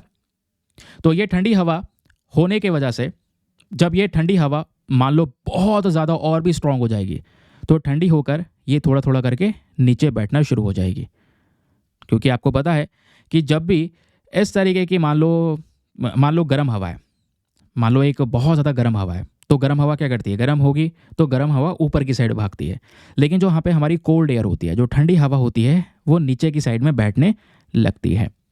तो जैसे यहाँ पर हवा ठंडी होगी वो नीचे की साइड में बैठेगी, हवा ठंडी होगी नीचे की साइड में बैठेगी, है ना, क्योंकि यहाँ पे ठंड है। तो ऊपर गई हवा, ठंडी हुई, नीचे की साइड में बैठी, जैसी हवा यहाँ पर नीचे की साइड में बैठती है तो ठंडी ठंडी हवा नीचे चल रही है, ये नीचे यहाँ पर कोल्ड एयर है। अभी हम वॉर्टेक्स की बात नहीं कर रहे हैं, क्योंकि यहाँ पे हवा ठंडी हो रही है, नीचे चल रही है। और आपको पता है कि भाई जैसे ही लो प्रेशर बनता है, लो प्रेशर कहाँ पे बनता है, जहाँ पे हवा खाली है, जहाँ पे हवा खाली है। सिंपल सी बात है, आपको जब साइक्लोन पढ़ाता हूँ तब भी मैं आपको बताता हूँ कि भाई लो प्रेशर बन रहा है क्योंकि यहाँ पे हवा गर्म हो रही है। लो प्रेशर इसलिए बना क्योंकि हवा गर्म हुई तो हवा यहाँ पर सीधा ऊपर उठ गई, जैसे ऊपर उठ गई ये हिस्सा खाली हो गया। तो ये हिस्सा खाली हो गया तो भरेगा नहीं क्या भाई, एकदम भरेगा। आसपास की जो ठंडी हवा होगी ना, वो इस एरिया को एकदम से भर देगी। उसी प्रकार का सिनेरियो यहाँ समझिए कि यहाँ पे पहले से ठंड है, तो ऊपर अगर हवा ठंडी हो जाती है तो ठंडी, जब हवा ठंडी होती है तो नीचे बैठती है, गर्म होती है ऊपर उठेगी। तो जब हवा ठंडी होगी दोस्तों तो नीचे बैठ जाएगी, जब नीचे बैठ जाएगी तो ऊपर का हिस्सा खाली हो गया, नहीं हो गया। तो जैसे ही ऊपर का हिस्सा खाली होगा, आसपास की जो हवा है वो इधर इस हिस्से को भरने के लिए भागेगी। क्योंकि ऊपर यहाँ पे लो प्रेशर डेवलप हो गया है। तो पोलर वॉर्टेक्स हमारा लो प्रेशर में बनता है, क्योंकि लो प्रेशर यानी हवा खाली हो चुकी है, नीचे यहाँ पर बैठ चुकी है क्योंकि हाई प्रेशर बना हुआ है। तो लो प्रेशर जैसे यहाँ पर ये बना, आसपास की हवा यहाँ पर आई और कोरियलिस फोर्स के कारण ये हवा दोस्तों यहाँ पर एक मोशन में घूमने लग गई। तो जैसे यहाँ पर ये हवा ऐसे एक मोशन में घूमनी शुरू हुई और ये ठंडी है, ये भी यहाँ पर एक हवा जैसे यहाँ पे गोल गोल गोल गोल घूम रही है, इसी को यहाँ पर क्या कर देते हैं, पोलर वॉर्टेक्स का नाम दे देते हैं। है तो ठंडा ही हिस्सा ये भी, है ना। तो यहाँ पर ये पोलर वॉर्टेक्स इस तरीके से घूमना शुरू हो जाता है, गोल गोल गोल गोल की हवा घूम रही है। लेकिन मैं आपको बता दूं, ये पोलर वॉर्टेक्स का जो नॉर्मल इम्पैक्ट है वो ज़्यादातर यूएसए पे नहीं पड़ता। क्यों? क्योंकि इस पोलर वॉर्टेक्स को अमेरिका तक पहुंचने ही नहीं देता है एक चीज़। वो चीज़ क्या है? वो है जेट स्ट्रीम। जेट स्ट्रीम दोस्तों यहाँ पर ऊपरी भाग में बहने वाली हवा है, ठीक है। ये आप अगर देखोगे तो ये है हमारी जेट स्ट्रीम्स, ये आप देख पाएंगे, ये सब ट्रॉपिकल जेट स्ट्रीम है, ये हमारी पोलर जेट स्ट्रीम है। तो ये वाला मैप आप देख रहे हैं, ये हमारा यूएसए दिख रहा है आपको नीचे, ये नीचे साउथ अमेरिका दिख रहा है। तो ये है यहाँ पर जेट स्ट्रीम। तो जेट स्ट्रीम बेसिकली क्या करती है, एक बाउंड्री बना के रखती है और इस बाउंड्री के अंदर में यहाँ पर जो पोलर वॉर्टेक्स बना है, ये ऊपर पोलर वॉर्टेक्स घूम रहा है, इस पोलर वॉर्टेक्स को इस कमरे में बंद करके रखती है जेट स्ट्रीम। समझ रहे हैं? और जेट स्ट्रीम जो है ये भी हवा ही है जो ऊपर की साइड में घूम रही है। तो जेट स्ट्रीम ने पकड़ के रखा है पोलर वॉर्टेक्स को एक जगह पे। तो जब तक जेट स्ट्रीम मजबूत है, ठीक है, और यहाँ पे उसने पोलर वॉर्टेक्स को एक जगह पे पकड़ के रखा है, तब तक यूएसए में इतनी भीषण गर्मी नहीं पड़ेगी। लेकिन सर जैसे ही यहाँ पर ये जेट स्ट्रीम जो ये बह रही थी, ये जेट स्ट्रीम कमज़ोर पड़ जाएगी, वीक हो जाएगी। वीक होने के बाद में पोलर वॉर्टेक्स ये दरवाज़ा तोड़ देगा। तो ये पोलर वॉर्टेक्स जो भीषण ठंडी थी वो यहाँ तक ऐसे फैल जाएगी, जिसको कई बार हम यहाँ पे डीस्टेबलाइज पोलर वॉर्टेक्स भी कह देते हैं। तो यही यहाँ पर कोल्ड एयर क्या करेगी, सदर्न साइड में और मूव करनी शुरू होगी। तो पहले जो ऊपरी भाग में ठंड पड़ रही थी कनाडा में, अब वो यूएसए तक ठंड पहुंच चुकी है और वो भी मैसिव। क्यों? क्योंकि जेट स्ट्रीम कमज़ोर पड़ गई, पोलर वॉर्टेक्स यहाँ पर बिखर गया नीचे की साइड में। तो ये जो कोल्ड एयर थी, ठंडी हवा जो एक जगह पे बांध के रखी थी जेट स्ट्रीम ने, जेट स्ट्रीम के कमज़ोर पड़ने की वजह से अब क्या हुआ, ये हवा फैल गई नीचे की साइड में। इसी को यहाँ पे हम पोलर वॉर्टेक्स का नाम देते हैं। आई होप समझ में आ चुका है कि polar vortex is a large area of low pressure, जहाँ पे कोल्ड एयर आती है चारों तरफ से, क्योंकि लो प्रेशर बना, क्योंकि यहाँ पे हवा ठंडी थी तो नीचे बैठ गई भाई, यहाँ पे जगह खाली हुई तो आसपास की जो ठंडी हवा थी वो यहाँ पर आ गई। जैसी आ गई वो गोल गोल घूमने लगी हवा, ऐसे यहाँ पर एक पोलर वॉर्टेक्स बना और पोलर वॉर्टेक्स को पकड़ के रखा है जेट स्ट्रीम ने। जेट स्ट्रीम कमज़ोर पड़ी नहीं और वैसे ही पोलर वेस्टेक यहाँ पर इस दरवाजे को तोड़ के बाहर निकल जाएगा। जो बाहर निकला तो यहाँ पर नीचे सदर्न रीजन में फैल जाएगा, ठीक है। तो ये है पोलर वॉर्टेक्स। आई होप आपको ये क्लियर हो चुका है, ठीक है। चलिए आगे आते हैं। उसके बाद में ये सब रोल जेट स्ट्रीम का क्या है, ये सब मैं आपको यहाँ पर पहले ही बता चुका हूँ ना। अब ज़्यादा एक बार रीड कर लेना, आपको यहाँ पे मज़ा आ जाएगा और अच्छे से पढ़ पाओगे। Next article is all about Ebola virus. तो हाल ही में जो रिसर्चर्स हैं उन्होंने एक पहला नैनो बॉडी बेस्ड इनहिबिटर्स को यहाँ पर डेवलप कर लिया है, एक नया तरीका जिससे हम इबोला वायरस से लड़ सकते हैं। ना क्वेश्चन यहाँ पर डायरेक्टली आप लोगों से बन जाएगा एग्जामिनेशन में इबोला वायरस को लेकर। तो क्या क्या पता होना चाहिए? इबोला वायरस एक बहुत ही ज़्यादा सीवर, घातक, जानलेवा बीमारी है जो ग्रुप ऑफ वायरसेस की वजह से होती है। जब मैं बात करता हूँ ग्रुप ऑफ वायरसेस, तो इसमें यहाँ पर दोस्तों आपका ऑर्थो इबोला वायरसेस की बात आती है ना। तो ये ग्रुप ऑफ वायरस की वजह से ये डेडली बीमारी फैलती है। तो ये जो ऑर्थो इबोला वायरसेस हैं, इन वायरस को सबसे पहली बार डिस्कवर किया गया था 1976 में, और 1976 में जब इसको डिस्कवर किया गया तो वो डेमोक्रेटिक रिपब्लिक ऑफ कॉन्गो में डिस्कवर किया गया। और ये ज़्यादातर यहाँ पर जो वायरस है दोस्तों, ये सब सहारन अफ्रीकन रीजन में पाया जाता है। उसके अलावा ये जो वायरस अगर आप देखोगे, इसका नाम, क्योंकि मैंने आपको बताया सबसे पहली बार डेमोक्रेटिक रिपब्लिक ऑफ कॉन्गो जो कि एक अफ्रीकन कंट्री है, वहाँ पर पाया गया। वहाँ पर एक नदी बहती है जिसका नाम है इबोला नदी। तो उसी नदी के ऊपर में इस बीमारी का नाम रख दिया गया, क्योंकि उसी नदी के किनारे यहाँ पर ये केसेस देखने को मिले। उसी नदी के किनारे एक गांव था, वहाँ पे पहला केस आया इबोला वायरस का, इस वजह से ये नाम उसी आधार पर रख दिया गया। नाउ इबोला वायरस जो दोस्तों है, ये ह्यूमंस में भी दिखाई पड़ सकता है। उसके अलावा जो दूसरे प्राइमेट्स हैं जैसे गोरिल्ला, मंकी, चिंपांजी, इनमें भी यहाँ पर ये इबोला वायरस हो सकता है। इबोला वायरस में खतरनाक बात यह है कि इसका ट्रांसमिशन बहुत खतरनाक है, क्योंकि ये वायरस एग्जैक्टली जो फ्रूट बैट होते हैं, जो चमगादड़ होते हैं, इनमें पाया जाता है। इवन ये जो चमगादड़ हैं वो इस वायरस के नेचुरल रेजर्वायर भी होते हैं। जब मैं बात करता हूँ फ्रूट बैट की, तो ये कौन से फ्रूट बैट हैं जो बेसिकली टेरोपोडे फैमिली से बिलोंग करते हैं, और ये बोले जाते हैं कि भाई ये नेचुरल इबोला वायरस होस्ट हैं जिनमें नेचुरली ये वायरस पाया जाता है। और ये जो वायरस है फिर ये इन चमगादड़ से दूसरे लोगों में ट्रांसमिट होता है, ह्यूमन पॉपुलेशन तक जाता है। और जैसे यहाँ पर एक इंसान में अगर ये वायरस पहुँच गया और वो इंसान दूसरे इंसान के कांटेक्ट में आया, उसके ब्लड के, उसके सीक्रेशन ऑर्गन्स या दूसरे बॉडी फ्लूइड के कांटेक्ट में आया, तो ये वायरस फैल सकता है। समझ रहे हैं? या इन्फेक्टेड एनिमल के कांटेक्ट में कोई इंसान आ जाता है, infected animal specially fruit bat हो गया, या फिर यहाँ पर चिंपैंजी हो गया, या फिर यहाँ पे गोरिल्ला हो गया, या यहाँ पे मंकी हो गया, या उसके बाद यहाँ पे फॉरेस्ट एंटीलोप हो गया, पोर्क्यूपाइन हो गया, तो इनसे भी ये वायरस फैल सकता है। मैंने आपको बताया इसका ट्रांसमिशन पॉसिबल है, ह्यूमन टू ह्यूमन ट्रांसमिशन हो सकता है। एक इंसान, एक मान लो ऐसा इंसान जो बीमार है, इबोला वायरस का इन्फेक्शन उसको हो चुका है, उससे उसके कांटेक्ट में आ जाए तो यहाँ पर बीमारी उसको फैल जाएगी। तो यहाँ पे जब किसी को इबोला वायरस होता है तो उसमें कुछ लक्षण दिखाई पड़ते हैं, और लक्षण दिखने में 2 से लेकर 21 दिन का समय लग जाता है। लक्षण क्या दिखाई पड़ते हैं? बुखार होना, डायरिया, वॉमिटिंग, ब्लीडिंग, है ना। और जो एवरेज इबोला वायरस केस होता है, एवरेज केस भी अगर आप देखोगे, नॉर्मल जो केस देखोगे, यहाँ पर भी क्या होता है कि इसमें जो जानलेवा खतरा है, मतलब कह सकते हैं फैटेलिटी रेट है, जान जाने का खतरा 50% के आसपास हो जाता है। एवरेज इबोला वायरस का जो फैटेलिटी रेट है वो 50% के आसपास होता है। तो क्वेश्चन ये है, क्या इसका कोई ट्रीटमेंट अवेलेबल नहीं है क्या? देखिए, यहाँ पर कोई ट्रीटमेंट अवेलेबल नहीं है। ट्रीटमेंट है तो फिर यहाँ पे वो एक्सपेरिमेंटल ट्रीटमेंट है। वैसे ऑफिशियली देखोगे तो कोई भी प्योर ट्रीटमेंट नहीं है। हम क्या करते हैं, बस खाली एक्सपेरिमेंटल टेस्ट कर चुके हैं, लेकिन कहीं पर भी फुली तरीके से चीज़ों को टेस्ट नहीं किया गया है। तो एग्जाम्पल के तौर पर अगर आप देखोगे, वैसे भी जो फूड एंड ड्रग बेस्ड है, उन्होंने 2 मोनोक्लोनल एंटीबॉडी ट्रीटमेंट्स को अप्रूवल भी दिया है ताकि ऐसे वायरस को टैकल किया जा सके। बाकी यहाँ पर जो रिकवरी की बात होती है यार, वो डिपेंड करता है एक पेशेंट के ऊपर में, उसको वायरस का जो किस लेवल का वायरस है उसने इम्पैक्ट कर रखा है, ट्रीटमेंट कितनी जल्दी उसको दिया गया है, पेशेंट की एज क्या है, ज़्यादा बुजुर्ग है तो दिक्कत हो सकती है, या उसकी इम्यूनिटी कैसी है, ये सब चीज़ें होती हैं। उसके आधार पर दोस्तों यहाँ पर जो ट्रीटमेंट है वो दिया जाता है। तो ये इबोला वायरस के बारे में हर एक पर्टिकुलर डिटेल हो गई। कोई क्वेश्चन आएगा तो आराम से सॉल्व कर पाएंगे। नाउ नेक्स्ट क्वेश्चन, अगला आर्टिकल बहुत ही इंपॉर्टेंट है और परेशान मत होइए, आज का आखिरी आर्टिकल है और बहुत काम का है। यहाँ पे बात हो रही है अंजी खाड़ ब्रिज के बारे में, वेरी इंपॉर्टेंट, जो रिसेंटली न्यूज़ में आया है। इंडियन रेलवे ने अभी यहाँ पर कह सकते हैं एक जो ब्रिज है उसको तैयार कर लिया है, जिसका नाम है अंजी खाड़ ब्रिज। ये देश का पहला केबल स्टेड रेल ब्रिज है, वेरी वेरी इंपॉर्टेंट, देश का पहला ऐसा पुल जो बेसिकली केबल पे टिकाया गया है। ये कैसे बना है, ये फोटो आपके सामने प्रेजेंट है, ये आप देख पाएंगे।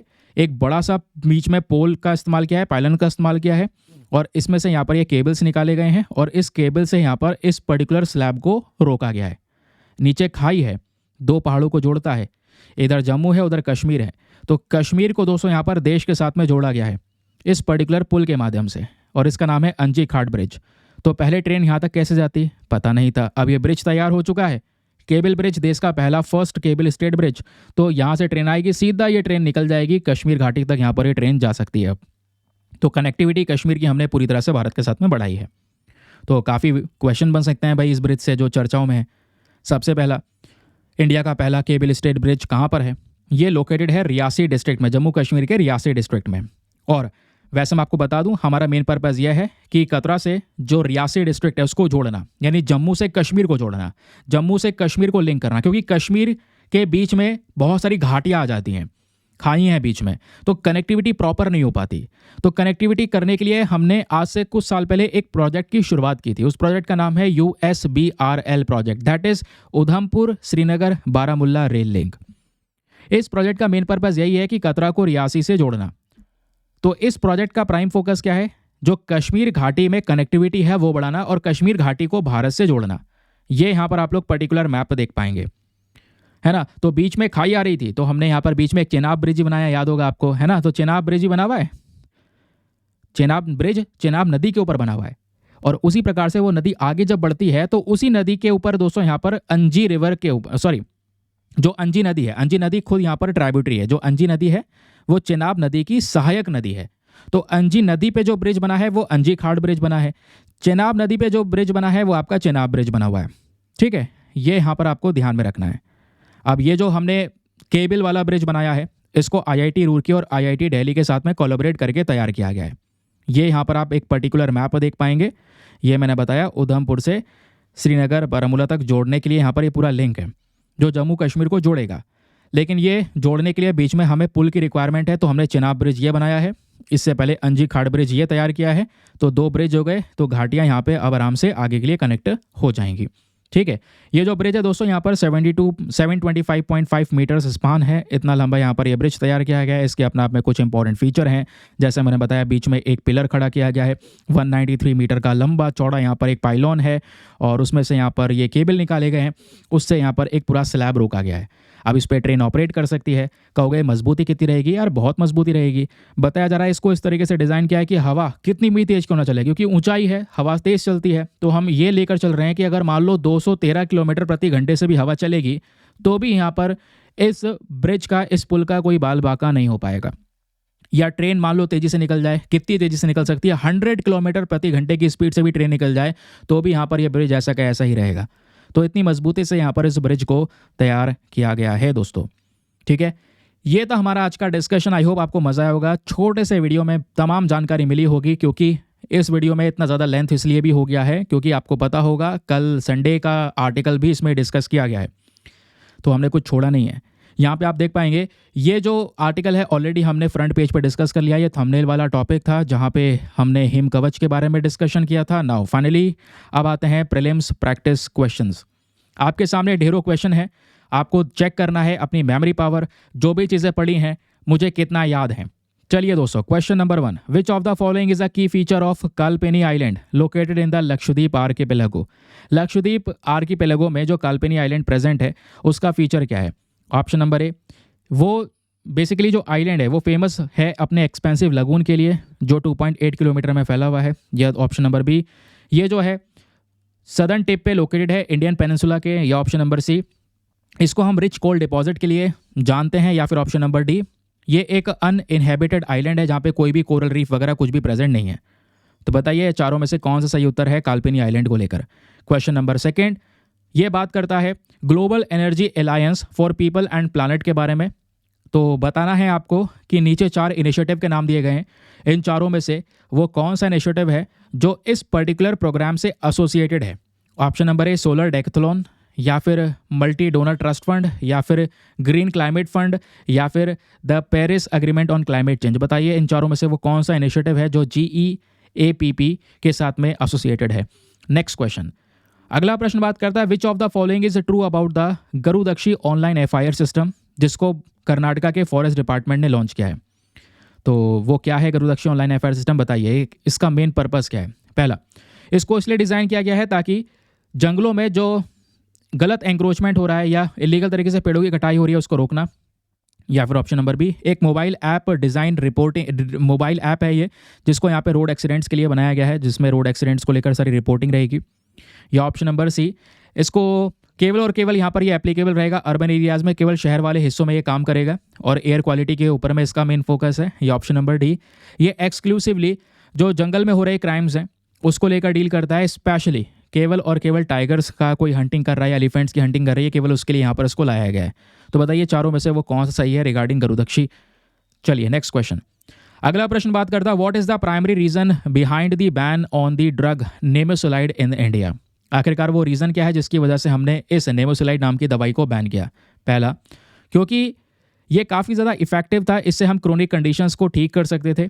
या ऑप्शन नंबर बी, इससे बहुत सारी हेल्थ इश्यूज होते हैं स्पेशली वल्चर्स के अंदर में, गिद्धों में किडनी टॉक्सिसिटी बढ़ जाती है। या ऑप्शन नंबर सी, इसको यहाँ पर इसलिए प्रूव किया गया है, मतलब ये काफ़ी ज़्यादा इफेक्टिव ट्रीटमेंट माना गया है मलेरिया के लिए। या ऑप्शन नंबर डी, ये कहीं ना कहीं एक बहुत बड़ा थ्रेट है पब्लिक हेल्थ के लिए जब यहाँ पर इसका वो पब्लिक ओवर यूज़ कर लेती है। तो बताइए चारों में से इसका सही उत्तर कौन सा होना चाहिए।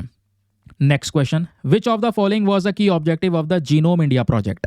जीनोम इंडिया प्रोजेक्ट को लेकर चारों में से बताइए वो कौन सा स्टेटमेंट सही है। पहला, जीनोम इंडिया प्रोजेक्ट को इसलिए लेकर आया गया ताकि एग्रीकल्चर के अंदर में प्रोडक्शन को हम बढ़ा सकें जेनेटिक इंजीनियरिंग का इस्तेमाल करके। या ऑप्शन नंबर बी, एक कैटलॉग तैयार कर सकें भारत की पॉपुलेशन में जो जेनेटिक वेरिएशंस हैं उसका। या ऑप्शन नंबर सी, जितनी भी जेनेटिक बीमारियां हैं उसको ख़त्म करा जाए भारत की आबादी में, ये इसलिए हम ये प्रोजेक्ट लेकर आए हैं। या ऑप्शन नंबर डी, हमें नेशन वाइड जेनेटिक टेस्टिंग करनी होगी हर एक पर्टिकुलर इंडिविजुअल की, इसको इम्प्लीमेंट करने के लिए ये प्रोजेक्ट लाया गया है। तो बताइए इसका इंपॉर्टेंट ऑब्जेक्टिव क्या है। उसके बाद next question, which of the following statement is correct regarding the international organisation for migration. तो IOM जो है ये बॉडी जो हमने डिस्कस की थी, इसको लेकर बताइए कौन सा स्टेटमेंट सही है। पहला, IOM जो है ये यूनाइटेड नेशन सिस्टम का हिस्सा है और ये वर्क करता है स्पेशली जो इंटरनेशनल माइग्रेशन इश्यूज़ हैं केवल उनको लेकर। या ऑप्शन नंबर बी, IOM जो इकोनॉमिक माइग्रेशन होता है ना कि ह्यूमैनिटेरियन इशू, केवल ये इकोनॉमिक माइग्रेशन पे काम करता है, मानवता को लेकर समस्या जो है उसको लेकर ये डील नहीं करता।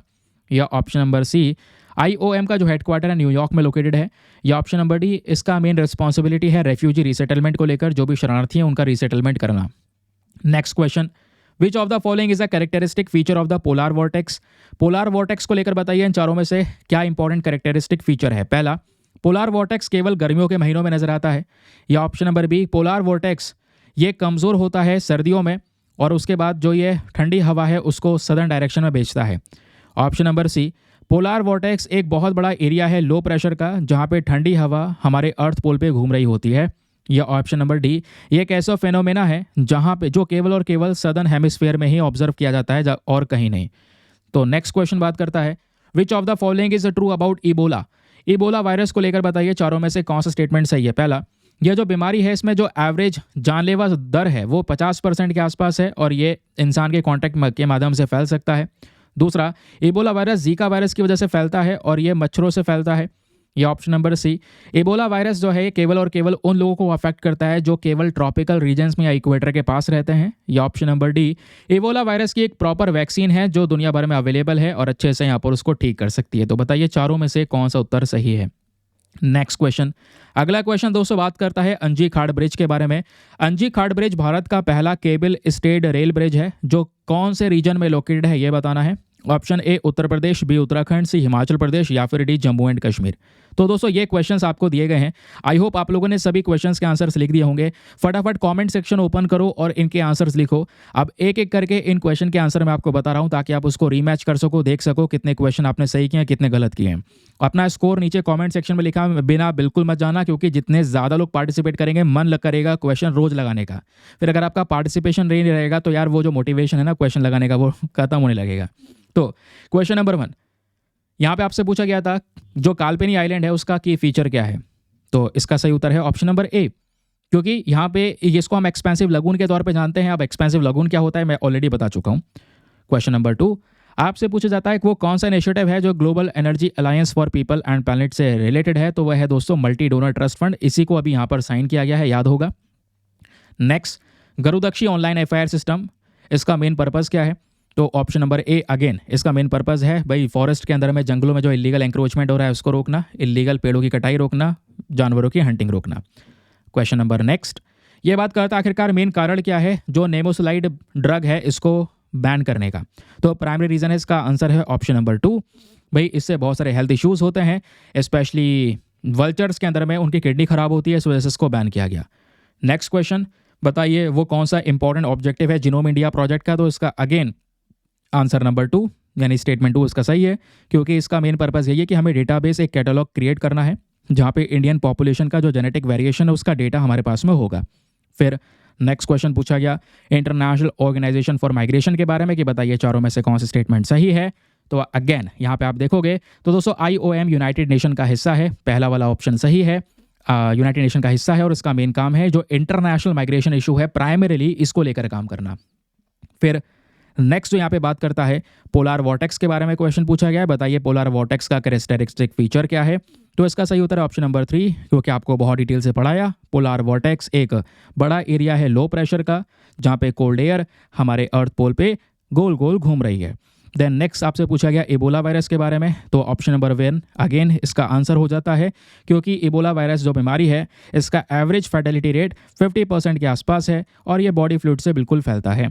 नेक्स्ट क्वेश्चन अंजी खाड़ ब्रिज के बारे में पूछा गया, भारत का पहला केबल स्टेट रेल ब्रिज, इसको कहाँ पे बनाया गया है। जम्मू कश्मीर में, नीचे इसके अंजी रिवर बहती है और अंजी नदी चिनाब की ट्रिब्यूटरी है, उसी के ऊपर यहाँ पे दोस्तों ये ब्रिज तैयार किया गया।